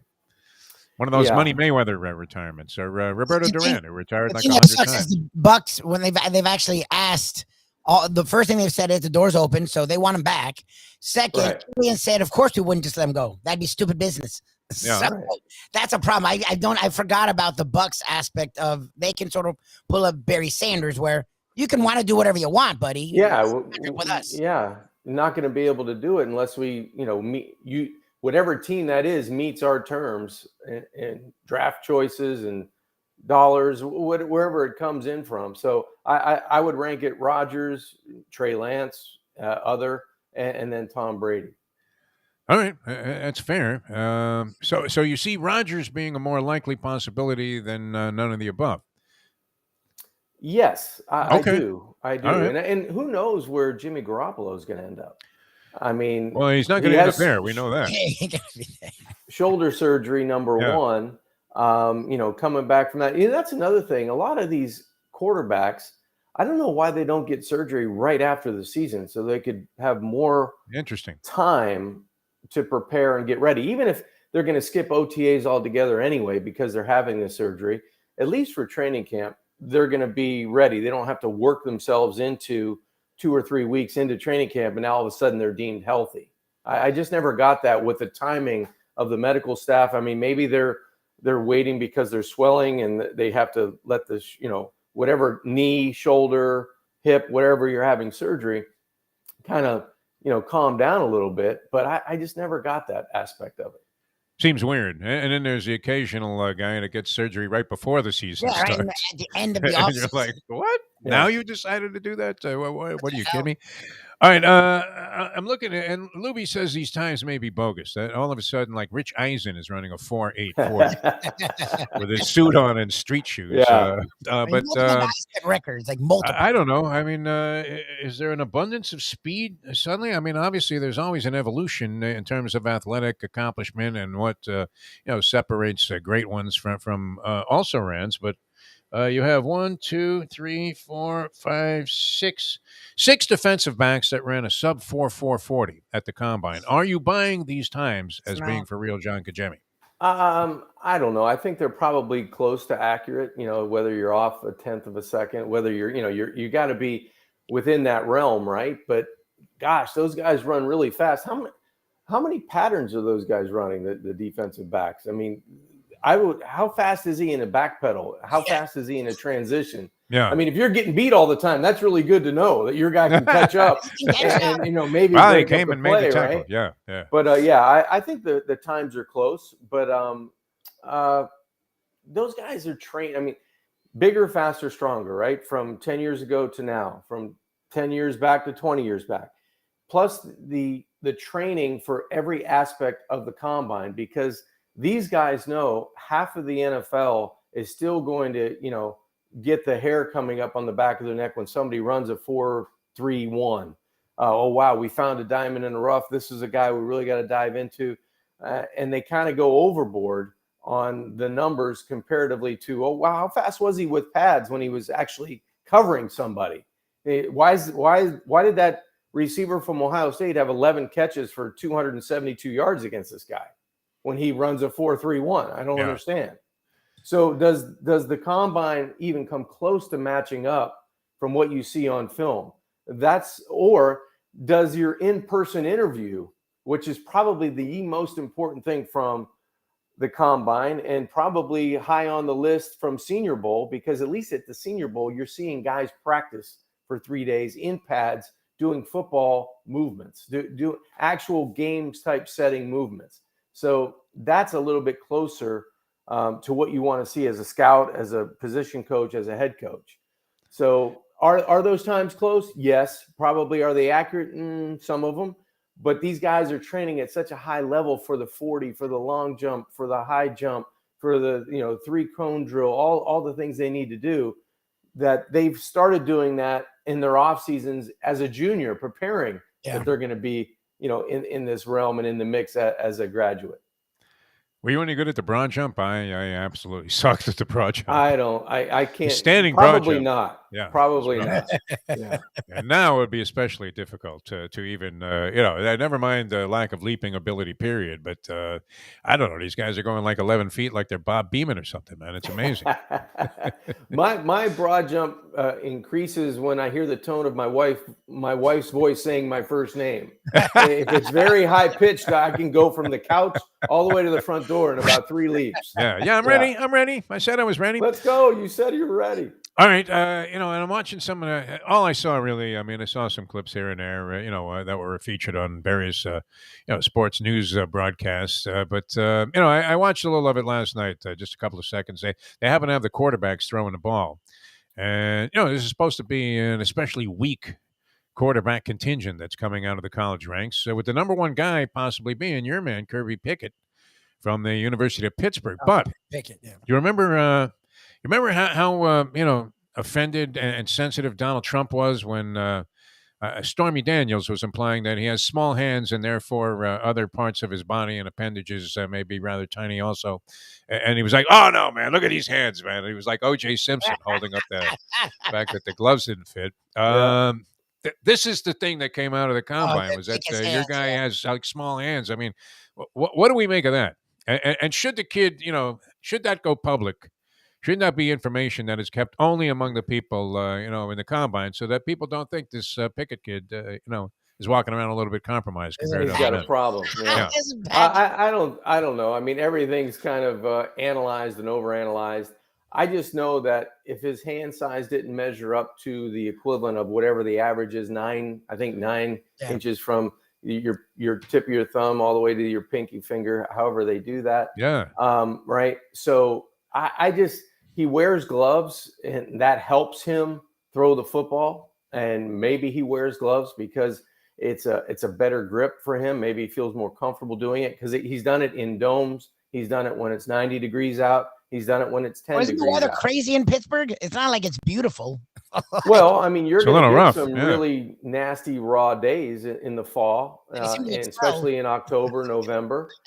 So yeah, I mean, that only can help you as a quarterback. Most of the time, when it's cold and it's not raining, but it may be snowing or it's a little bit, you have that tack in the air. Sometimes not wearing a glove is better. You have that grip naturally just because of the elements outside. But some of these quarterbacks end up going in the first round, and they're going to end up going to teams that are going to challenge them to be the starter, to be the guy. Kenny Pickett's one of them. I think Willis is another guy that's going to have a chance to do that. Maybe the Steelers are interested in him because of the dynamic of the running ability that he brings to the table. I think Corral from Ole Miss is going to be another guy that you're going to see maybe elevated in the draft status because there's not a lot of guys to choose from. And more importantly for him, he was hurt in the bowl game, which he decided to play. So he wasn't able to partake in a lot of the things at the combine. So his pro day is going to be that much more important to him.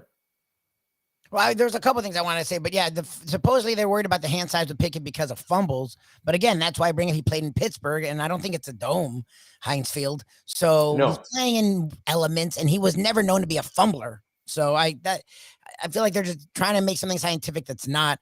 The question that I wanted to ask about the combine, because a lot of people say, again, when are you going to see even the defensive linemen, when are you seeing them run 40-yard dashes? Yeah, when they get up a fumble and they're running to the end zone, it's usually not a dash. They're usually gasping for air and hoping they fall last into the end zone. From a Dolphins perspective, because we've talked draft with you the last few years about what the Dolphins need, and you and I have been on the same page when it comes to running backs. What are the combine things that you'd look at? Because the Dolphins do need offensive linemen, they need running backs, and they need receivers. What are the best combine activities for those positions outside of the 40 and I guess the bench press, which is something supposedly a lot of guys weren't even doing this time around?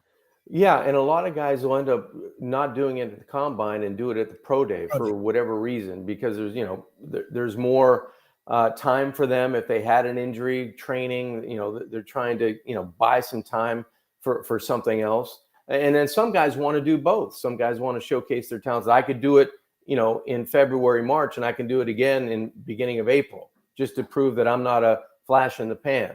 So those guys that are kind of on the fence might want to have 2 cracks or 2 kicks at the can, just in case, the second one's a little bit better than what they did at the combine. And they're in the friendly confines of their indoor facility where they're more comfortable, where they practiced for 3 or 4 seasons. Dolphin wise, I mean, what can they do at the combines? Obviously the wide receivers, they want to see how agile they are, how they can do in a straight line in terms of 40-yard dash, but then all of a sudden, the drill where they're catching the football running down the line, say they're running down the 20-yard line from sideline to sideline. They want to see them catch, turn their hips, are they a body catcher? If it's a tough pass that's behind them on the hip, what kind of attributes can they garner from watching the body language of a guy catch a football? For an offensive lineman, and maybe it's their sets, and maybe how well do their feet work with their hands, and what they see at the combine. Let's go back and watch the tape. He was bad as a tackle because he got beat up the field. Well, we didn't see that much at the combine. Maybe we can fix that by giving him a better set, or using his hands earlier in his pass protection, or making sure his balance is better because he was, his hands were way out in front of his feet. They can pick out things like that. And then I think the most important thing, can they take what they learned from Indianapolis, go back and watch the tape of watching games, 4, 5, 6 games in a row. And does that seem like it's realistic? Did we see the right guy at the combine, or did he have a bad day at the combine because he was much better in his game tape? or he was much twitchier as a wide receiver in his game tape than he was at the combine. We didn't get to see that. So I think it's all bits and pieces of the puzzle they're trying to put together at the end of the day. The combine gets blown up because there's nothing else to talk about, right? There's no more football. Oh, well, we managed to milk it for about 20 minutes here, exactly. Which is great for us. Just as confused as we were coming in. Yeah. But part of what good sports talk is all about, right? It's all about putting pieces together at the puzzle, and does he fit what you want to run? Like Mike McDaniel, to your point, Defo, he leaves San Francisco. San Francisco's not all of a sudden going to not be able to run the football. Yeah. But can the Miami Dolphins, with his scheme and what they're looking for, yeah. I don't know. But getting pieces to the puzzle that fit his scheme, you get a guy like Mike Gesicki, who's is going to be a free agent. Is he going to get tagged? But does he fit a 2, 3, possibly 4 tight end room with what they want to do in formations to run the football? Obviously Mike's not going to be your first guy raising his hand like he's the best blocker on the team, but what he gives you, other guys don't. How does that weigh in to the philosophy and the schematically what McDaniel's going to do on offense? Those are the things in the offseason they're talking about now. I keep having my Vince Lombardi moment with McDaniel because the one play that I saw that illustrated some of the things I guess they were doing in the running game, and especially to have like Deebo Samuel explode up the middle for like 40 yards on every carry. I mean, they were pulling this left tackle all the way across the line of scrimmage. And I still see this illustration as if they would put a seal over here and a seal over here. And I thought, wow, I mean, that's pretty innovative. And when you were, mentioning could the Dolphins apply these tactics, do they have the personnel to run these schemes? You would think not, because usually their right tackle or left tackle is running for his life. So it might not be easy. The other thing too, you always see the one group that they'll have the shots at the combine. The guys are working out on the field, they're doing all this crazy stuff there, running around in circles and around cones and everything. And you're looking, going, man, that's pretty impressive. What an athletic specimen this guy is. And then you'll see like the Dolphin guys when Tannenbaum especially was the GM, and they're like eating a sandwich. You see the guy turning around while the other guys are trained on the field with binoculars. So it depends, what level of observation that you make and how much commitment you'll make to actually taking a look at what's going on. Now remember going out to the Sandlot, John Conjemi, and maybe you would take like a young Tommy Fox out there, and you would just like slap the ball, and that was his signal to go. Right. And the idea was to just have him run a fly pattern, but you were going to throw the ball as far as you could, like the second he left the line of scrimmage, because there was nobody on him. And you just wanted to see if a guy could run under, your longest pass. And it felt great. And then he, make the catch as he was about to stumble and, catch it by the very tip of the football, take it in the end zone and an imaginary spike. But how easy was that by comparison? I mean, is that a real test of a guy's ability to throw the long ball? When they don't even have a guy putting up token pressure, no pressure against the receiver. I mean, so you have like some way to evaluate whether or not he's going to be accurate with the football besides just throwing to a wide open guy. Yeah, that's a tough one for me, Defo. I mean, all you have to do is put enough air under the football and let the guy run under it. Yeah. Whether you throw it 45 yards, 55 yards, or what Malik Willis did, I think he threw it close to 65 or 70 yards down the field.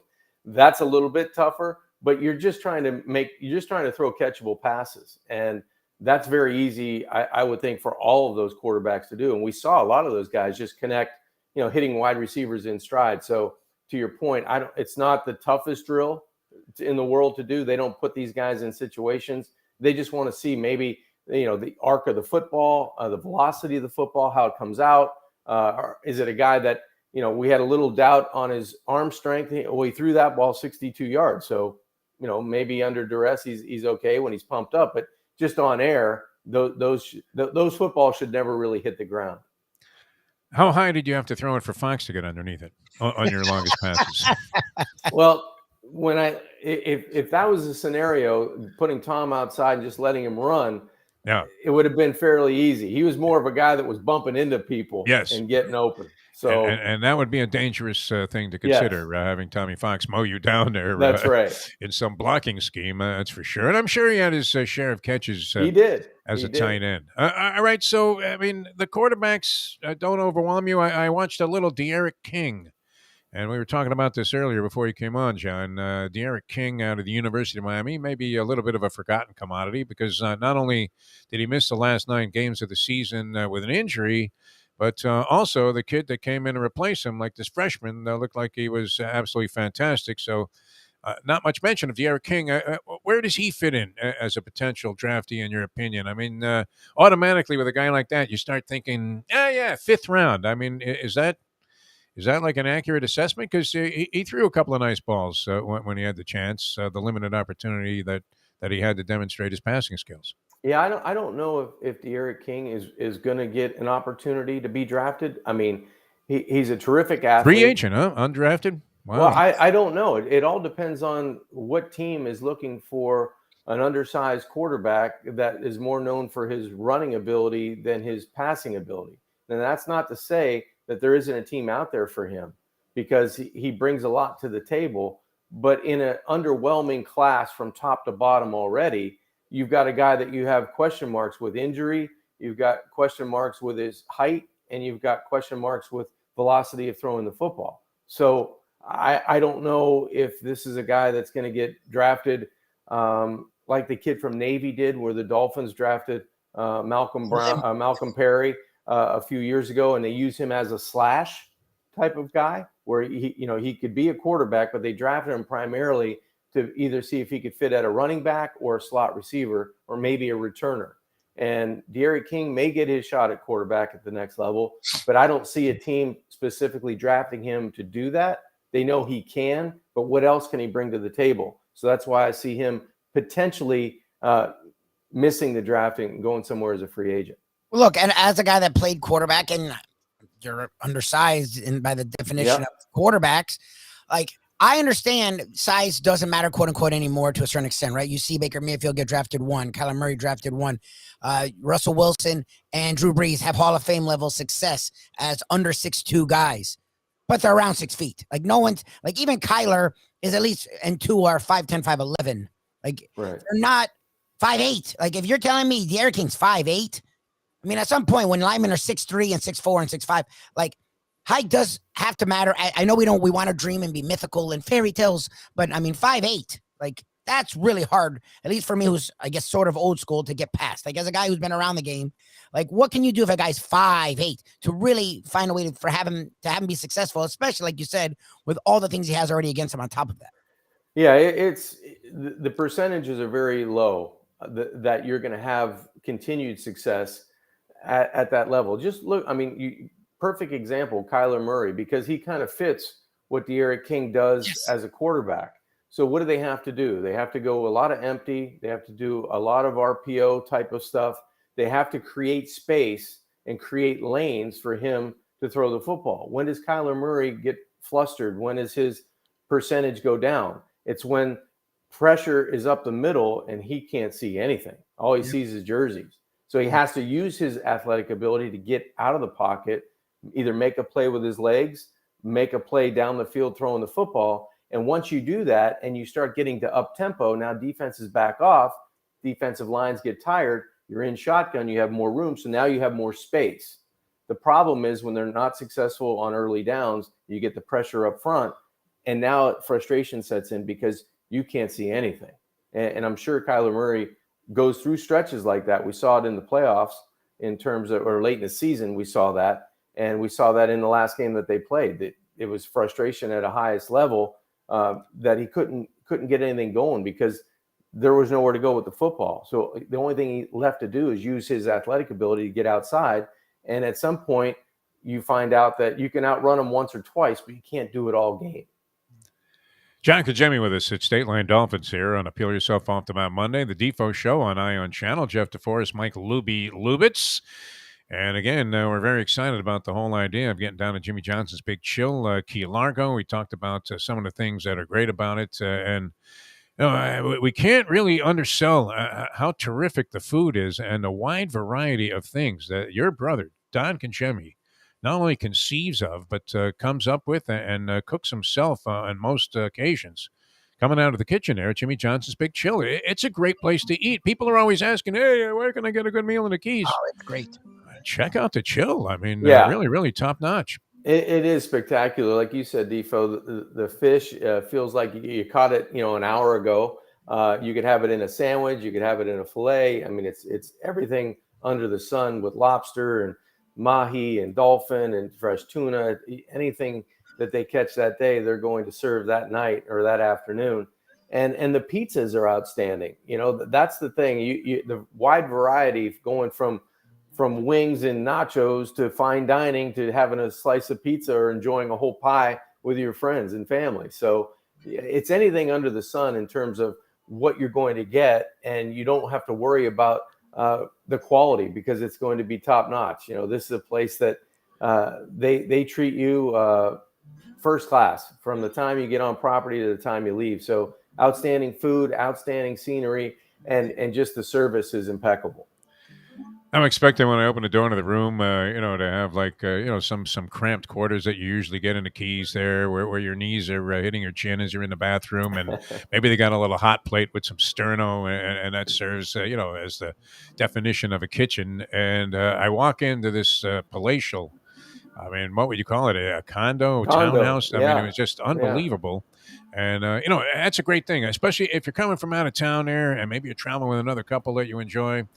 The accommodations there are ideal for that sort of thing. And what's better than being right there on the grounds at Jimmy Johnson's Big Chill in the Keys. So check out the accommodations also at jimmyjohnsonsbigchill.com. And John is not telling you a fairy tale about how great the food is. I think that Italian fisherman pizza lasted me the entire 4-day stay that we were there. I was still heating up a slice. Yeah. I love it's Memphis. 4 days later. Yeah. I think I'm going to go back for another slice. I'll go back for another slice.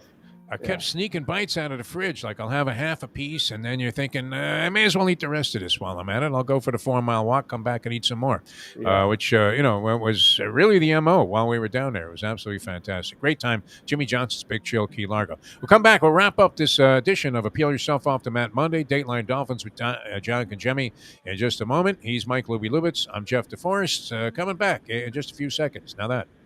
The time is 8:52. Tony Segreto here. Let me ask you a question. What do you look for when you go out to eat? Good food, obviously, friendly atmosphere, not too loud, but good energy, reasonable prices, and a place where you feel comfortable. You're talking about the Texas Roadhouse. Good for a family, good for a date, or just a night out for yourself, and prices that will make you extremely happy. Their ribs unmatched. Steaks hand-cut every day. Everything, and I mean everything, is made on site, including their incredible bread. Trust me when I tell you, Texas Roadhouse, your restaurant, your destination when you say, where should we go and eat tonight? From the newly renovated sports bar to the beautiful bayside views captured at the Tiki Bar, Jimmy Johnson's Big Chill has it all. Located at mile marker 104, the Big Chill also offers waterfront dining while experiencing breathtaking sunset views of the Florida Keys. It's simply the hottest spot in the Keys to cool off. That's Jimmy Johnson's Big Chill at mile marker 104 in Key Largo. For more information, call today at 305-453-9066. Any time of year, things can happen to your home or business, and the insurance company can be your friend, but they also can be your enemy. Horizon Public Adjusters, Justina Testa, are here for you to help this process go so much easier. 7 to 10 times more money recovered with a public adjuster than if you went on your own. If there's no recovery, there's no fee. Before you call your insurance company, call Horizon Public Adjusters and Justina Testa at 954-809-8752. John Conchemi. Now, did you scale it back when you were head-to-head with Danny there at Augusta National? Because, he doesn't like to lose. Actually, guys, you're right. Dan doesn't like to lose in anything. And the only time I was ever able to go to Augusta, I think the Samsung guy backed out, and Danny asked me about 11:30 at night, and I put on my shoes and went to bed. And I woke up and went to Augusta, made a hole-in-one on the 16th hole, and Dan said he hit a better shot than me, so he took the tee on 17. So I let him do that. I didn't want He to get stepped in in front of you after a hole in one. When you add it up, I flew up on a private jet. I was going to eat for free. I played the golf course. I figured he deserves the tee on 17. I mean, the audacity just to cut right in front of you after a hole in one. Buenos dias. The cafecito is piping hot. Why not enjoy it with Defo and Lubie? It's now time for the Defo Show.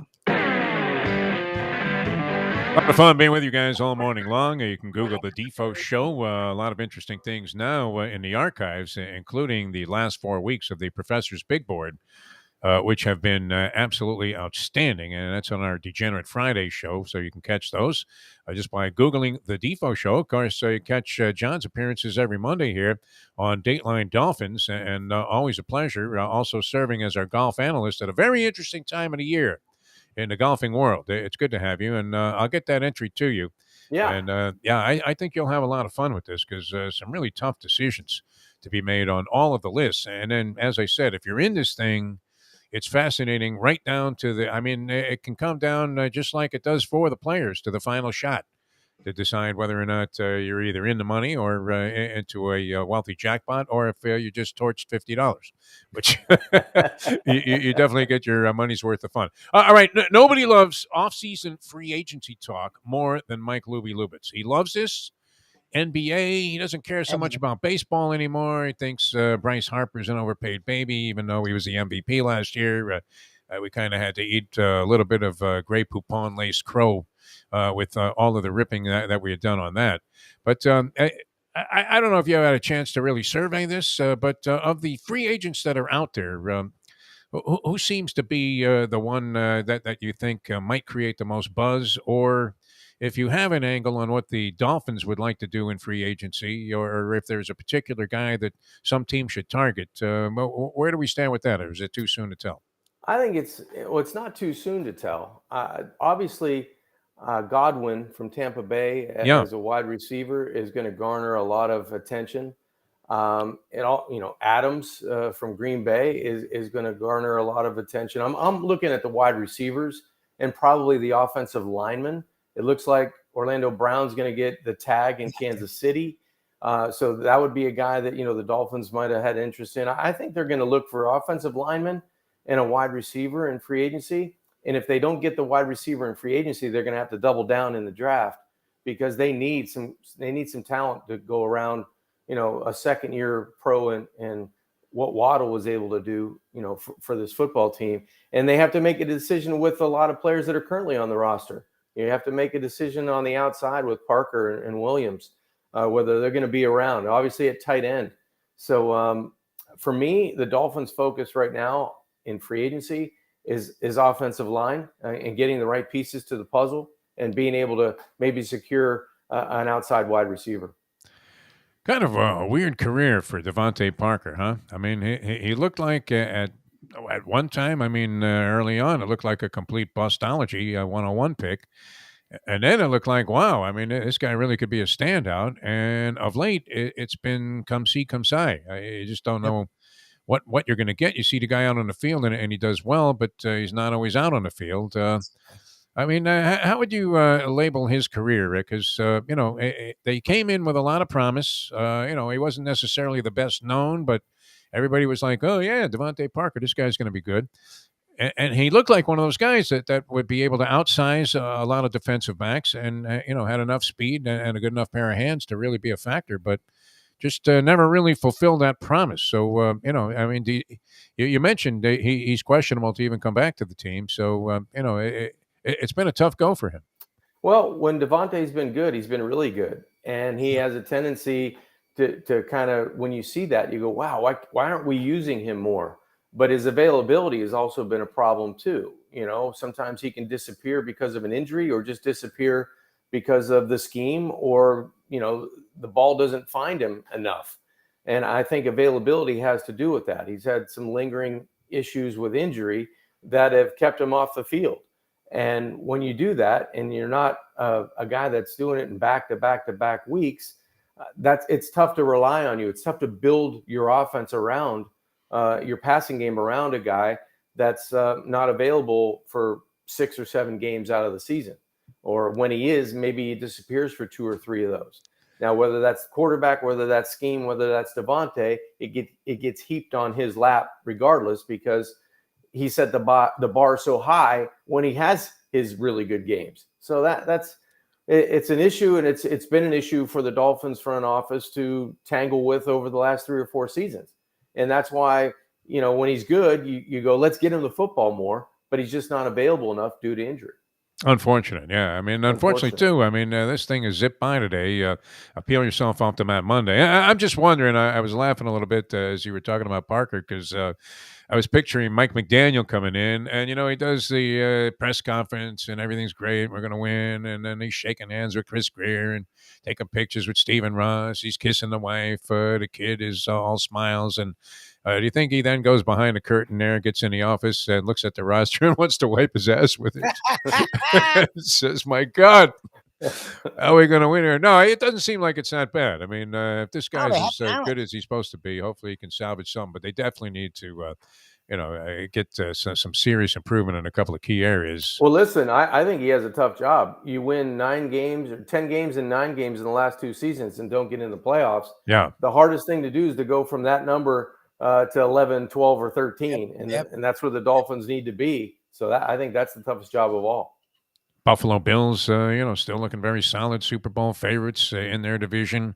Jets, supposedly, I mean, this is always with the Jets, ready to take a quantum leap forward.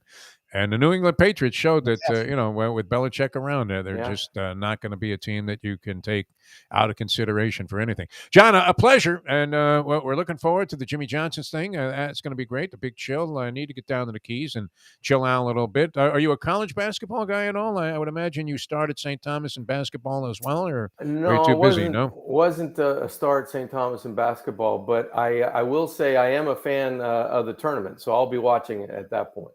Okay, because I love all the weenie teams when they qualify. I really do. I get genuinely excited about that. It's part of that grassroots, raw essence of sport that makes you feel good about the whole thing. And, you forget about all of the, atrocities of the NCAA and all of that stuff and all the complaints people have. And you're saying, wow, look at that. Loyola Chicago, they win that game. And over Drake, and you're looking at just a wild, unabashed enthusiasm, and thinking that's what this thing is supposed to be all about. Much like you, my friend. Excellent job as always. I'll send you that sheet for the TPC. I think you're going to really enjoy this. Some tough decisions, tough decisions, Sean. So this is no piece of cake, and you might, I don't know. I guess we have to send it in by like Wednesday. But, send it out to me later today or tomorrow. First thing tomorrow, we'll get it. I'll send you my choices. All right, because, I've also found that too much research can be detrimental in any kind of wagering, where you start to look up who does well on the course and all of this stuff, and then you realize, wow, you left out a guy who shot 10 under and picked a guy who was 7 over for the tournament because he had a better record there in the past. I had a friend of mine who used to be a solid C student say to me all the time, you study long, you study wrong. So average isn't bad. Hey, you get tired. Your mind starts to fog up a little bit. You confuse things. All right, a great time, John. Always a pleasure, my friend. We'll look forward to talking to you again next Monday. I'll get you this stuff, and we're in. I'll put in the wager for you, me, and Lubie. Perfect. Sounds great, guys. Enjoyed it. All right, thanks so much. John Kajemi, ladies and gentlemen, that's it for us for today. It was a lot of fun. Tomorrow we feature, of course, always on Tuesdays, Harvey Fialkoff, talk about unbridled enthusiasm for the sporting world. He's always a lot of fun, makes you feel good about being a sports fan, except for his kvetching about the Yankees. And Brett Tesser, the agent to the stars, who dropped it on us last week, Lubie. Did you see how subtle he was? Tom Brady, San Francisco. He said that with some level of authority there. Did he not? He felt confident. The problem is the Bucs have to be willing to part with him. You don't think Goodell would sanction the Bucs? I mean, if they restricted Brady from coming back and writing another Cinderella story in San Francisco, what could be better? I mean, come on, Lubie. I'm not against it. Whatever. They're gonna force Brady into another year of retirement before he can come out of it because they have him under contract for a year. I mean, they get a couple of 3rd-round picks and shut up, huh? Bruce Arians, what are you talking about? The GM there. Who's the GM in Tampa Bay? Do we even know? Jason Light. Jason Light. Okay, well, lighten up, Light. There you go. Let Brady go. Free Tom Brady. Imagine that. People are in ballparks with free Tom Brady signs. Oh my God. All right, and they go from loving the Tampa Bay Buccaneers with Brady and Gronk and all of the talent that they had when they won the Super Bowl and stuck it up Belichick's rear end. And they go from loving them to hating them, despising them because they're depriving us of another year of Tom Brady drama. Unbelievable. There you go.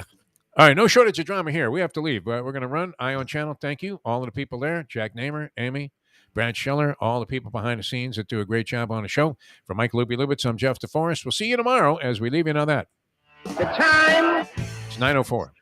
Let's go to eat a damn snack. Look what they done to my soul.